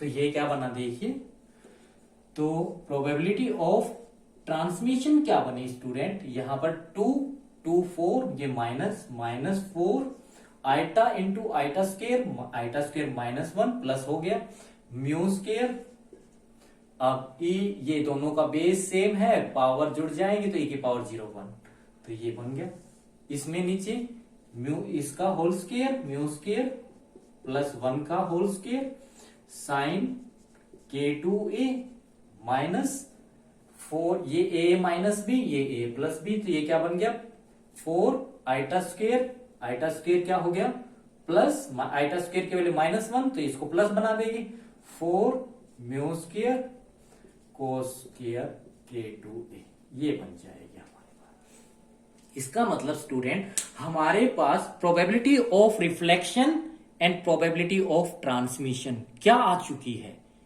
यही तो हम स्टडी करने वाले हैं। ग्राफिकली मैं आपको अभी समझाऊंगा, देखिए क्या बनने वाला है हमारा क्वेश्चन। तो स्टूडेंट मैं इन दोनों को यहां से, इसको ट्रांसमिशन की मेरे पास ये है और प्रोबेबिलिटी रिफ्लेक्शन की ये है, तो मैं इन दोनों को यहां से हटा दूं और यहां पर एक सेपरेट जगह में लिख लूं, क्योंकि मेरे को यही तो काम आने वाली है। आर स्क्वायर क्या है देखिए 1 माइनस म्यू स्क्वायर का whole square sine k2a upon mu square plus 1, बड़ा ध्यान से लिखना है, एक भी अगर मिस्टेक हो गई स्टूडेंट फिर उसको इस आर्टिकल में पकड़ पाना बहुत मुश्किल है। 4 mu square cos square k2a, मैं यहां पे शॉर्ट में लिख देता हूं। और ट्रांसमिशन क्या बन गया मेरे पास, probability of transmission that is equal to 4 mu square upon क्या बनेगी म्यू स्क्वायर प्लस 1 इसका whole square sine square k2a plus 4 mu square cos square k2a ये बना है। ठीक है, अब इनको हम रब कर देते हैं। तो देखिए स्टूडेंट, अब हम जो स्टडी करने जा रहे हैं उस पॉइंट पे आते हैं। अभी तो हमने इस आर्टिकल का मैथमेटिक्स स्टडी किया है, अब हम इस आर्टिकल की फिजिक्स को स्टडी करने वाले हैं। हमारा एम सिर्फ क्या है, ये आर्टिकल क्या फिजिक्स को दे रहा है इसको हम स्टडी करना चाहते हैं। तो फिजिक्स को स्टडी करने के लिए हमने बैरियर को बनाया था, तो हम परफेक्ट ट्रांसमिशन स्टडी करना चाहते हैं। देखिए केस क्या है मेरे पास, E greater than V note. तो यहां पर अगर पार्टिकल की एनर्जी इतनी ज्यादा है कि वो बैरियर को पेनिट्रेट कर देगा, तो हमें किस में मिलने वाला है, रीजन 3 में मिलने वाला है। तो हम रीजन 3 के अंदर ट्रांसमिशन को स्टडी करना चाहते हैं। इसका मतलब हम सिर्फ प्रोबेबिलिटी ऑफ ट्रांसमिशन को स्टडी करना चाहते हैं, रिफ्लेक्शन को इस केस में स्टडी नहीं करना चाहते। तो चलिए अब यहां पर तो हमें सिर्फ इस केस में इसकी बात करनी है। हमारा केस ये है, तो इस केस में मैं बात करूं तो हमारे पास देखिए केस नंबर 1 की बात कर रहा हूं मैं। Case number 1 E greater than V note, ये केस है। अगर तो यहां पर हमारे पास जो K2 और K1 की वैल्यू हमने म्यू पुट की थी, इसकी वैल्यू क्या थी हमारे पास, ये थी 1 minus V note upon E, ये वैल्यू थी। इस केस में अगर ये वैल्यू है तो देखिए यहां पर E की वैल्यू बहुत ज्यादा है, ये फैक्टर बहुत कम आने वाला है, और 1 माइनस कुछ कम करेंगे, लेस करेंगे, यानी कि कम, मैं कम लिख देता हूं 1 माइनस कम। तो ये क्वांटिटी 1 से क्या आने वाली है, कम आने वाली है। ठीक है, तो इस केस में जो म्यू की वैल्यू आएगी वो हमेशा क्या आएगी, लेस देन 1 आएगी। नंबर 1 वो रियल आएगी, वो पॉजिटिव आएगी, वो 1 से कम आएगी। ठीक है, इस केस के अंदर अब इससे आगे एक स्टेप करते हैं। इस केस में अगर ट्रांसमिशन हुआ है तो परफेक्ट ट्रांसमिशन की क्या कंडीशन आएगी, हम उसको स्टडी करना चाहते हैं। यानी कि मैं क्या लिखूं, इस केस में अगर पार्टिकल बैरियर को पेनिट्रेट करके रीजन 3 में हमें मिला है, तो रीजन 3 में तो तभी मिलेगा जब उसका क्या हुआ है, ट्रांसमिशन हुआ है। तो परफेक्ट ट्रांसमिशन की कंडीशन क्या होगी, परफेक्ट कंडीशन ऑफ, मैं यहां पे मेरे को क्या लिखना चाहिए, हम कंडीशन पे जा रहे हैं।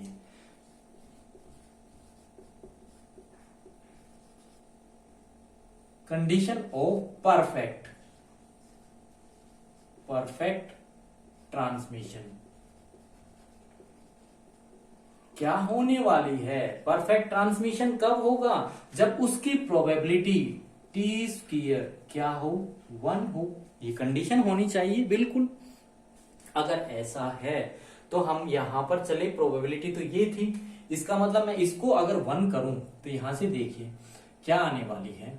तो यहां से इसको 1 करता हूं तो मेरे पास क्या 4 mu square is equal to क्या बनने वाला है, ये 1 हो गया ना। ये हम कंडीशन पे जा रहे हैं, तो म्यू स्क्वायर प्लस 1 इसका whole square sine square K2a plus 4 mu square cos square, cos को मैं क्या लिख सकता हूं, 1 माइनस साइन स्क्वायर K2a, ये लिख सकता हूं। अगर मैं इसको सॉर्ट करूं तो ये क्या बनेगा, देखिए 4 म्यू स्क्वायर, और इसको मैं होल स्क्वायर को ओपन करूं तो 1 प्लस म्यू की power 4 plus 2 mu square bracket बंद sine square K2a plus 4 mu square minus 4 mu square sine square K2a। ठीक है, अब यहां से देखिए ये प्लस था, इधर ये इधर है, ये इधर है, कट गया दोनों इसको, यानी कि इधर तो क्या बच गया 0 इक्वल टू।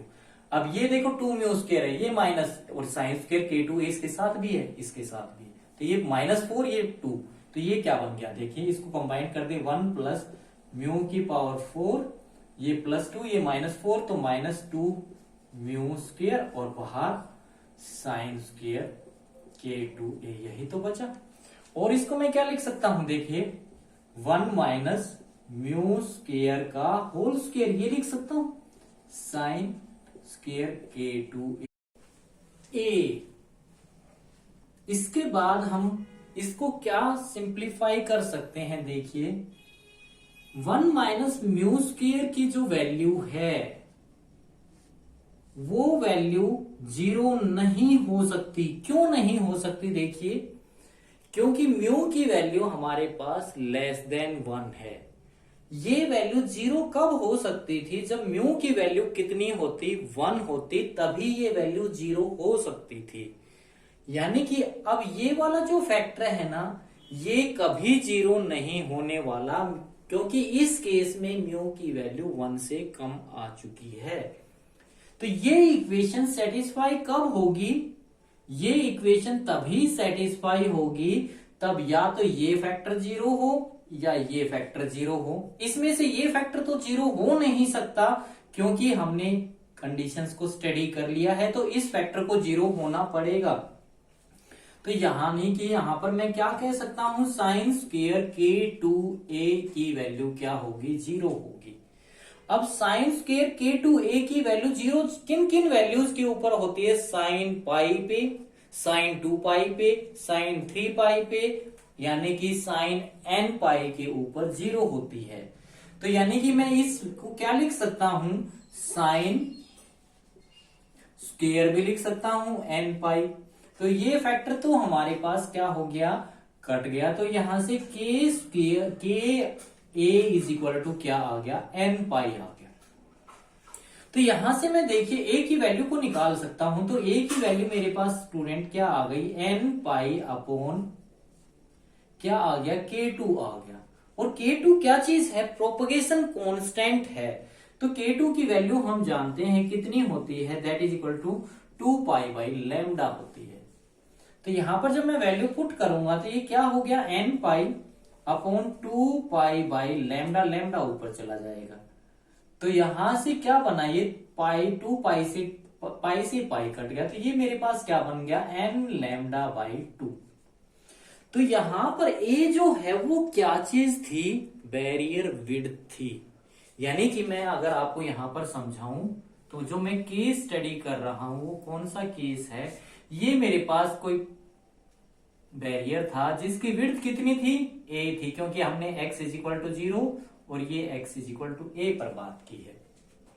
और मैं क्या बात कर रहा हूं, इस केस में जो पार्टिकल की एनर्जी है जो इस वेव के साथ एसोसिएट है, उसकी एनर्जी जो है वो E ग्रेटर देन V0 है। तो कंडीशन ये ले रहा हूं, ठीक है। इस कंडीशंस के ऊपर हमारे पास जो ये जो विड्थ आई है, इस केस में क्या निकल के आई है देखिए, सबसे पहले मेरे को लिखूं तो a की जो वैल्यू बन गई मेरे पास n लैम्डा बाई 2। यानी कि परफेक्ट ट्रांसमिशन की जो मैं कंडीशन स्टडी कर रहा हूं, परफेक्ट ट्रांसमिशन कब अक्कर करने वाला है, परफेक्ट ट्रांसमिशन हमारा अक्कर कब करेगा, जब a की वैल्यू क्या हो, लैम्डा बाई 2 हो, लैम्डा हो, 3 लैम्डा बाई 2 हो, and so on so four हो। यानी कि मेरे को क्या स्टडी किया, जो बैरियर विड्थ है वो क्या आ रही है, integral multiple of half of the wavelength of that wave जिसके साथ हमारा पार्टिकल एसोसिएट है। यानी कि परफेक्ट ट्रांसमिशन की कंडीशंस अगर हमने निकाली है तो परफेक्ट ट्रांसमिशन इन वैल्यूज के ऊपर अक्कर करने वाला है। यानी कि a की वैल्यू जब कितनी हो जाएगी, इतने डिस्टेंस के बराबर हो जाएगी तो परफेक्ट ट्रांसमिशन अक्कर करेगा।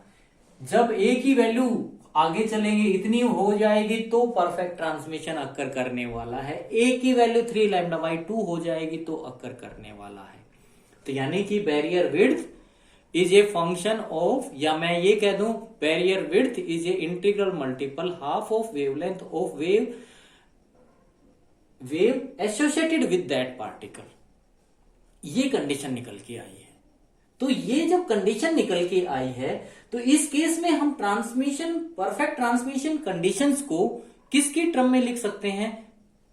ई एंड वी नोट की टर्म में भी लिख सकते हैं, क्योंकि मेरे को ग्राफिकली समझाना है। तो ग्राफिकली समझाना है तो मैं ग्राफ किसके बीच में प्लॉट करूं? ई, क्योंकि मेरे को तो पार्टिकल की एनर्जी ही तो स्टडी करनी है, पार्टिकल की एनर्जी के बीच में और ट्रांसमिशन कोफिशिएंट या प्रोबेबिलिटी ऑफ ट्रांसमिशन के बीच में एक ग्राफ को स्टडी करना है। तो मैंने पहला केस स्टूडेंट्स ये स्टडी किया है। इस केस में परफेक्ट ट्रांसमिशन ए की इन वैल्यूज के ऊपर निकलेगा। अब जो ग्राफ प्लॉट करूंगा तो ग्राफ की किन किन वैल्यूज के ऊपर प्रोबेबिलिटी ऑफ ट्रांसमिशन को मैं ड्रॉ करूंगा, तो वो स्टडी करा रहा हूं। यानी कि ट्रांसमिशन की कंडीशंस को मैं किस टर्म में लिख रहा हूं? In term of e and V naught. तो इसको लिखने के लिए यहां पर हमने ये फैक्टर था यहां पर, तो हमने देखिए यहां से इसका क्या कर दिया स्टूडेंट, दोनों साइड से स्क्वायर कर दिया। तो k2 square a square is equal to n square pi square, ये बन गया। अब k2 स्क्वायर की वैल्यू मेरे पास ये है, तो मैं यहां पर पुट कर लूं। तो यहां पर क्या पुट करेंगे तो क्या बनेगा, देखिए 2m upon h cut square into a square is equal to n square pi square, यही तो बना। तो यहां से मैं किसकी वैल्यू को निकाल लूं, देखिए यहां से और k की वैल्यू को पुट करेंगे यहां पर, तो क्या बन रहा है देखिए k2 स्क्वायर ये है 2m upon h cut square e minus we naught, ये भूल गए थे हम, तो into a square that is equal to n square pi square, ये आएगा। अब यहां से देखिए मैं e माइनस वी नोट की वैल्यू को निकालू तो ये क्या आ गया, इसको उधर मल्टीप्लाई कर देंगे n square pi square h cut square upon 2m और ये a स्क्वायर नीचे आ गया। अब इस e नोट को अगर मैं यहां से उठाऊं और इधर ले आऊं लेफ्ट राइट हैंड साइड में, तो v नोट। अब अगर इस v नोट को मैं यहां से कॉमन निकाल लूं तो e की वैल्यू क्या बनने वाली है, e इज इक्वल टू क्या बनेगी, देखिए v नोट को मैंने कॉमन निकाल लिया तो यहां पर 1 प्लस ये 1 n square pi square h cut square upon 2m a square into V naught, ये बन गया। ठीक है, तो इस ई नोट को मैं यहां इसके नीचे ले आऊं, तो यानी कि मैं ये इन इसकी डिफरेंट वैल्यूज के ऊपर किसको स्टडी करने जा रहा हूं, प्रोबेबिलिटी ऑफ ट्रांसमिशन को स्टडी करने जा रहा हूं। यानी कि ये इक्वेशन जब जब सेटिस्फाई होगी ए की डिफरेंट वैल्यूज के ऊपर, तो हमें क्या मिलेगा, परफेक्ट ट्रांसमिशन मिलने वाला है। तो यानी कि मैं यहां पर लिख लूं इसको, तो हमें परफेक्ट ट्रांसमिशन कब कब मिलेगा, यहां से E upon V naught is equal to मेरे पास क्या बन गया 1 plus n square pi square h cut square upon 2m a square into V naught. ठीक है, यानी कि हमें ग्राफ प्लॉट करना है इसके बीच में और किसके बीच में, इसके बीच में, इसके बीच में और इसके बीच में। परफेक्ट ट्रांसमिशन कब अकर करेगा, जब ए की डिफरेंट वैल्यूज के ऊपर ये वाली इक्वेशन क्या हो जाएगी, सेटिस्फाई हो जाएगी, this value is equal to this value, वहां पर परफेक्ट ट्रांसमिशन अकर करेगा। हम चलेंगे कहां से, सबसे पहले इस पार्टिकल की एनर्जी अगर 0 है तो स्टूडेंट क्या होने वाली है, देखिए अगर E टेंड टू 0 है, पहला केस हम ये लेंगे नंबर 1। ठीक है, कंडीशन ये है, इस कंडीशन में पहला केस ये है। इस केस के अंदर अगर हमारे पास क्या E की वैल्यू 0 है तो यहां पर देखिए क्या होने वाला है।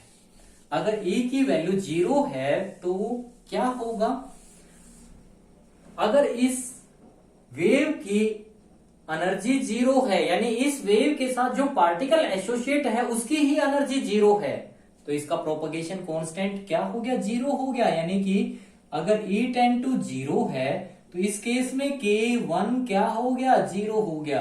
और K1 ही 0 हो गया तो ट्रांसमिशन कहां अक्कर करने वाला है, तो अक्कर करेगा ही नहीं। ये कंडीशन आ गई। तो इस केस में ट्रांसमिशन प्रोबेबिलिटी ऑफ ट्रांसमिशन क्या आने वाली है, 0 आने वाली है। अब यहां से थोड़ा सा आगे बढ़ते हैं। सेकंड केस में क्या ले रहा हूं, सेकंड केस की बात करें तो सेकंड केस क्या कहना चाह रहा है, इस वेव के साथ जो पार्टिकल एसोसिएट है उसकी एनर्जी किसके बराबर हो जाए, V0 के बराबर हो जाए। यानी कि जो ये पोटेंशियल है, जो ये रुकावट है, इसके बराबर हो जाए। तो उस केस में यानी कि E टेंड टू V0, इस केस में क्या होने वाला है, देखिए अगर मेरे पास केस 2 में इसका मेरे को बल्कि इनको ना सब पार्ट देना चाहिए नाम 1 और ये पार्ट 2 इस केस में, ठीक है। तो इसमें क्या कंडीशन आने वाली है, देखिए इस केस में क्या कंडीशन, अगर E is equal to V0 हो गया तो यहां पर देखिए हमारे पास K म्यू की वैल्यू क्या थी, K2 अपॉन K1, इसकी वैल्यू क्या बन गई, अगर E की वैल्यू जो कि ये थी 1 minus mu naught upon E, तो यहां पर अगर E is equal to V0 हो गया तो ये V0 नीचे आएगा, यहां पर 1 minus V0 upon V0 is equal to 1 minus 1 is equal to 0। यानी कि इस केस में म्यू की वैल्यू क्या आ गई, 0 आ गई। अगर म्यू की वैल्यू 0 आ गई तो K2 की वैल्यू क्या बन गई, K2 टेंड टू 0, यानी कि लिमिटिंग केस आ गया हमारे पास। अगर लिमिटिंग केस आ गया तो यहां पर हम जानते हैं, पहले मैं बता दूं, लिमिट x टेंड टू अगर 0 है तो साइन x अपॉन x की वैल्यू कितनी होती है, 1 होती है। एल हॉस्पिटल रूल हम जानते हैं। तो यहां पर अगर मैं इस ट्रांसमिशन कोफिशिएंट की वैल्यू निकालूं इस केस में, क्योंकि मेरे को तो यही तो प्लॉट करना है डिफरेंट वैल्यूज के ऊपर, E की डिफरेंट वैल्यूज के ऊपर, तो क्या बनेगा, इस 4 को यहां से हटा दूं, यानी कि इस 4 को इसको थ्रू आउट डिवाइड कर दूं, तो क्या बनेगा, देखिए 4 अपॉन म्यू स्क्वायर प्लस 1 इसका whole square sine square K2a upon क्या आ गया मेरे पास यहां पर, दैट इज इक्वल टू 4 नहीं, यानी कि यहां से इसको मैं 4 म्यू स्क्वायर को डिवाइड कर दूं तो ये म्यू स्क्वायर हटा रहा हूं तो म्यू स्क्वायर, ठीक है, plus 4 mu square cos square K2a, इसको भी डिवाइड करूंगा म्यू स्क्वायर से, तो ये म्यू स्क्वायर एलसीएम लेंगे ऊपर चला जाएगा, तो यहां से ये कट गया, ठीक है। तो यहां से देखिए, यहां पर अगर मैं लिमिटिंग केस की बात करूं, म्यू टेंड टू 0 तो ये 1 का स्क्वायर, इसको तो मैं हटा दूं। अब म्यू स्क्वायर की वैल्यू को क्या लिख सकता हूं, K1 ये लिख सकता हूं ना, K2 अपॉन K1, तो यहां नीचे तो क्या हो गया, K2 का स्क्वायर, ऊपर क्या चला गया, K1 का स्क्वायर। इसको मैं a स्क्वायर से डिवाइड कर दूं और a स्क्वायर से ही मल्टीप्लाई कर दूं, तो यहां पर देखिए ये क्या चीज बन गई, साइन K2a अपॉन K2a का होल स्क्वायर बन गया ना। अब यहां पर लिमिट लगाऊं, लिमिट K टेंड टू 0, तो इसकी वैल्यू तो 1 आ गई ना। कोस K टेंड टू 0, कोस 0 1 होता ही है, तो यहां पर अगर मैं इसकी बात करूं तो ट्रांसमिशन कोफिशिएंट स्टूडेंट कितना आने वाला है, देखिए 4 अपॉन ये तो 1 बन गया, K1 square a square plus 4।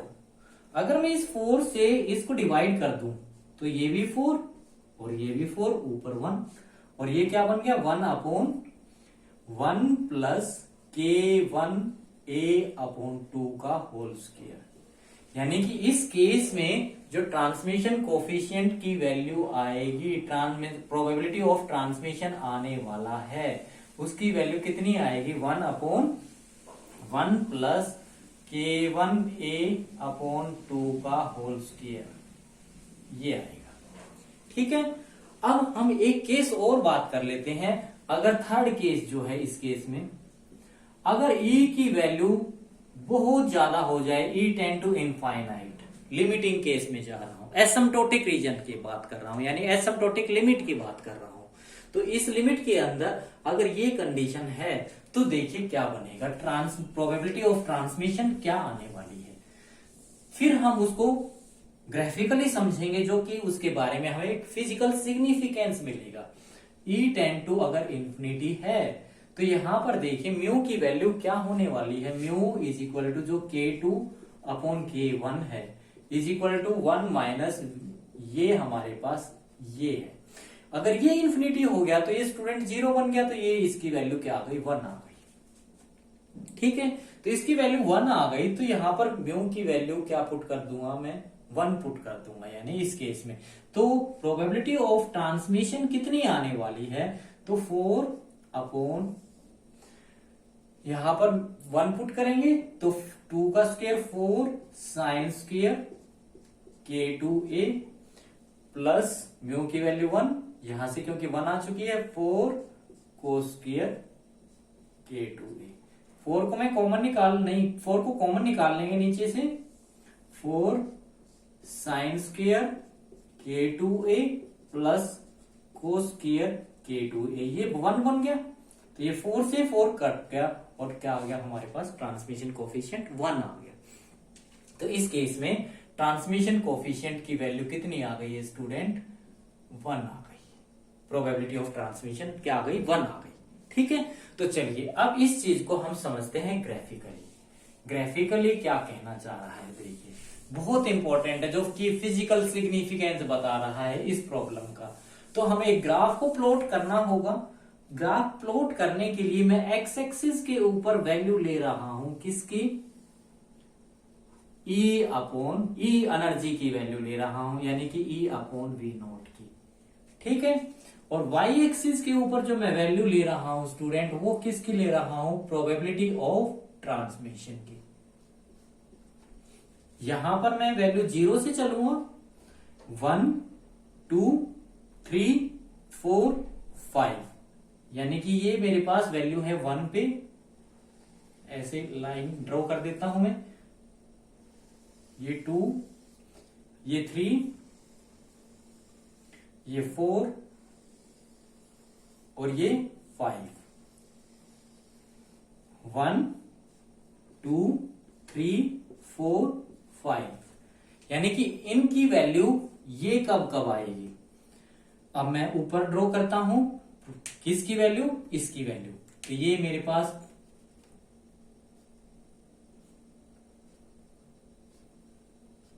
अब ये जो वैल्यू मैं ले रहा हूं ये एग्जैक्टली इक्वल टू 1 है।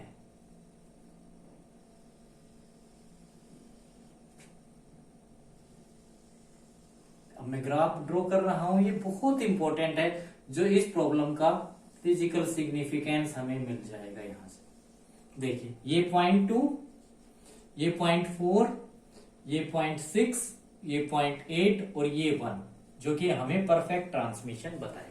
तो हम कहां से चले, देखिए हम यहां से चलेंगे। E इज इक्वल टू 0, यानी कि E की वैल्यू 0, यानी पार्टिकल की एनर्जी 0, तो ट्रांसमिशन कितना होगा, 0 होगा यहां पर। इसके बाद यानी कि E tend to V naught, value 1, यहां पर पहुंच गए। कंडीशन क्या आई, ये आई, यानी कि इंक्रीज की, लीनियरली ऐसे इंक्रीज करेगा, इंक्रीज करेगी वैल्यू, इंक्रीज करेगी और हम यहां पर पहुंच जाएंगे, यानी कि ये वो वैल्यू है, ये वो वैल्यू 1 के ऊपर, 1 के ऊपर कितनी वैल्यू आई है, मेरे को यहां पर ये लिखना चाहिए, ये वैल्यू कितनी आएगी, ये वैल्यू इसमें ट्रांसमिशन प्रोबेबिलिटी ऑफ ट्रांसमिशन आने वाली है 1 अपॉन 1 प्लस K1A अपॉन 2 का होल स्क्वायर, यानी कि ये जो वैल्यू है ना, ये वैल्यू ये है। इसके बाद जैसे जैसे E की वैल्यू इंक्रीज करेगी, हम इनफाइनाइट पे लेके चले गए ना, अभी हमें इनफाइनाइट पे नहीं पहुंचना है। इनफाइनाइट के ऊपर परफेक्ट ट्रांसमिशन होगा, इससे पहले भी ट्रांसमिशन हो रहा है A की इन वैल्यूज के ऊपर, यानी कि जैसे ही ये वाली इक्वेशन सेटिस्फाई होगी A की इस वैल्यू के ऊपर, तो परफेक्ट ट्रांसमिशन अकर करेगा। यानी कि जैसे जैसे ई बढ़ेगी, ई बढ़ेगी, ई बढ़ेगी, ई बढ़ेगी, तो क्या बढ़ेगा? प्रोबेबिलिटी ऑफ ट्रांसमिशन बढ़ेगा। और जैसे ही हम इस वैल्यू के ऊपर पहुंचेंगे, यानी कि बैरियर विड्थ जो है वो λ/2 होगी, उस λ/2 के ऊपर ये वाली इक्वेशन सेटिस्फाई होगी और इस इक्वेशन के ऊपर परफेक्ट ट्रांसमिशन अकर करेगा। तो यहां पर परफेक्ट ट्रांसमिशन अकर करने वाला है, नंबर 1। इसके बाद क्या होगा? जो ये ट्रांसमिशन है, प्रोबेबिलिटी ऑफ ट्रांसमिशन, ये देखिए यहां पर साइन और कोसाइन का फंक्शन है। ये क्या करेगा? ऑसिलेट करेगा। मतलब साइन, हमारे पास साइन का फंक्शन आपने देखा है, तो ये स्लाइटली ऑसिलेट करेगा, ऐसे ऑसिलेट करेगा, ऑसिलेट करेगा, ऑसिलेट। और 1 से ऊपर नहीं जाएगा, 1 से नीचे रहेगा, क्योंकि प्रोबेबिलिटी कितनी होती है? 1 होती है, 1 से ज्यादा नहीं हो सकती। इसके बाद ये स्लाइटली ऑसिलेट करेगा और ये ऑसिलेट करके, ऑसिलेट करता हुआ इस ऑसिलेट करेगा और फिर ये कंडीशन इसके बाद सेटिस्फाई होगी हमारे पास। यानी कि ये ऑसिलेट करेगा, यहां से ऐसे ऑसिलेट करके अपनी कंडीशन को ये सेटिस्फाई करेगा। और ये सेटिस्फाई करेगा, कहां पर सेटिस्फाई करेगा? फिर λ/2 से आगे ये जो कंडीशन आएगी, इस कंडीशन पे ये इक्वेशन फिर सेटिस्फाई होगी। ठीक है, फिर सेटिस्फाई होगी ऐसे ऐसे, यहां पर जाकर फिर ये क्या देगा? हमें परफेक्ट ट्रांसमिशन देगा। आपको ये ग्राफ बिल्कुल सही ड्रॉ करना है। ऐसे ऐसे ऑसिलेट करेगा ये, यहां पर फिर परफेक्ट ट्रांसमिशन अकर करेगा और फिर ये ऑसिलेट करता हुआ हम किस लिमिट में पहुंच जाएंगे? एसिम्प्टोटिक लिमिट के अंदर। एसिम्प्टोटिक लिमिट क्या कहती है? एसिम्प्टोटिक लिमिट ये कहती है जब energy of particle is to be very large. अगर पार्टिकल की एनर्जी वेरी लार्ज हो गई V0 से, तो 100% ट्रांसमिशन अकर करने वाला है। तो उस केस में ये जो ट्रांसमिशन है क्या हो जाएगा? 1 हो जाएगा और ये इसकी वैल्यू क्या हो जाएगी? 1 चलती रहेगी आगे। ठीक है, तो यानी कि हमने क्या देखा? इस ग्राफ को फिर समझ लीजिए। जैसे जैसे हम, ये मेरे पास कोई बैरियर था, इस केस में इसकी विड्थ कितनी थी? A विड्थ थी इसकी। ये कोई इस पार्टिकल वेव के साथ ये पार्टिकल एसोसिएट है। अगर इस वेव के साथ जो पार्टिकल एसोसिएट है उसकी एनर्जी 0 है, तो ट्रांसमिशन नहीं होने वाला, यहां से चले। इसके बाद हमने कंडीशन E की वैल्यू को इंक्रीज किया, पार्टिकल की एनर्जी बढ़ी 0 से और कितनी हो गई? वो V0 हो गई, V0 के बराबर हो गई। यानी कि जो ये रुकावट थी इसके बराबर हो गई और ये रुकावट कितनी थी? V0 की थी। इस V0 के बराबर पार्टिकल की एनर्जी हो गई। इस कंडीशन में ट्रांसमिशन, प्रोबेबिलिटी ऑफ ट्रांसमिशन कितनी निकल के आई? इतनी निकल के आई। यानी कि जैसे जैसे हमने कि E की वैल्यू को इंक्रीज किया है तो प्रोबेबिलिटी ऑफ ट्रांसमिशन क्या हुई है? इंक्रीज हुई है। इसके बाद हमने यहां से आगे यहां पर देखा, इसको देखा, जैसे जैसे E की वैल्यू वेरी लार्ज हुई तो लार्ज 0 से 1 हुई, 0 से V0 हुई और इसके बाद फिर और भी तो वैल्यू इंक्रीज हुई होगी इनफाइनाइट पे जाने से पहले। यानी कि जैसे, इसका मतलब बीच में ये जो कंडीशन आई है, A की इस बैरियर की जो विड्थ है ये λ/2 जब हुई होगी, उस λ/2 के ऊपर ये इक्वेशन जरूर सेटिस्फाई हुई होगी और ये इक्वेशन सेटिस्फाई होते ही कंडीशन किसकी मिल गई हमें? प्रोबेबिलिटी ऑफ ट्रांसमिशन की, परफेक्ट ट्रांसमिशन की कंडीशन मिल गई। तो जैसे जैसे हमने इसको इंक्रीज किया तो हमें क्या कंडीशन मिल गई? यहां पर पहली कंडीशन मिली इस A की वैल्यू के ऊपर परफेक्ट ट्रांसमिशन की। इसके बाद हमने क्या देखा? जो ये प्रोबेबिलिटी ऑफ ट्रांसमिशन है ना, E की वैल्यू इंक्रीज करने पर स्लाइटली क्या कर रहा है? ऑसिलेट कर रहा है, क्योंकि ये फंक्शन साइन का है। यहां पर T की फंक्शन साइन का है, तो ये ऑसिलेट करेगा स्लाइटली इसके नीचे with T transmission, probability of transmission 1 के साथ नीचे नीचे, ऊपर नहीं जाएगा क्योंकि प्रोबेबिलिटी 1 से ज्यादा नहीं होती है। और हमने देखा जब ई की वैल्यू लार्ज हो गई तो ये प्रोबेबिलिटी ऑफ ट्रांसमिशन कितनी हो गई, 1 हो गई। तो ये हमारे पास इस प्रॉब्लम का ग्राफिकली रिप्रेजेंटेशन था। इससे नेक्स्ट लेक्चर में हम केस स्टडी करने वाले हैं E less than V not का, जो कि बहुत इंपॉर्टेंट है आपके सिलेबस में भी। Thank you.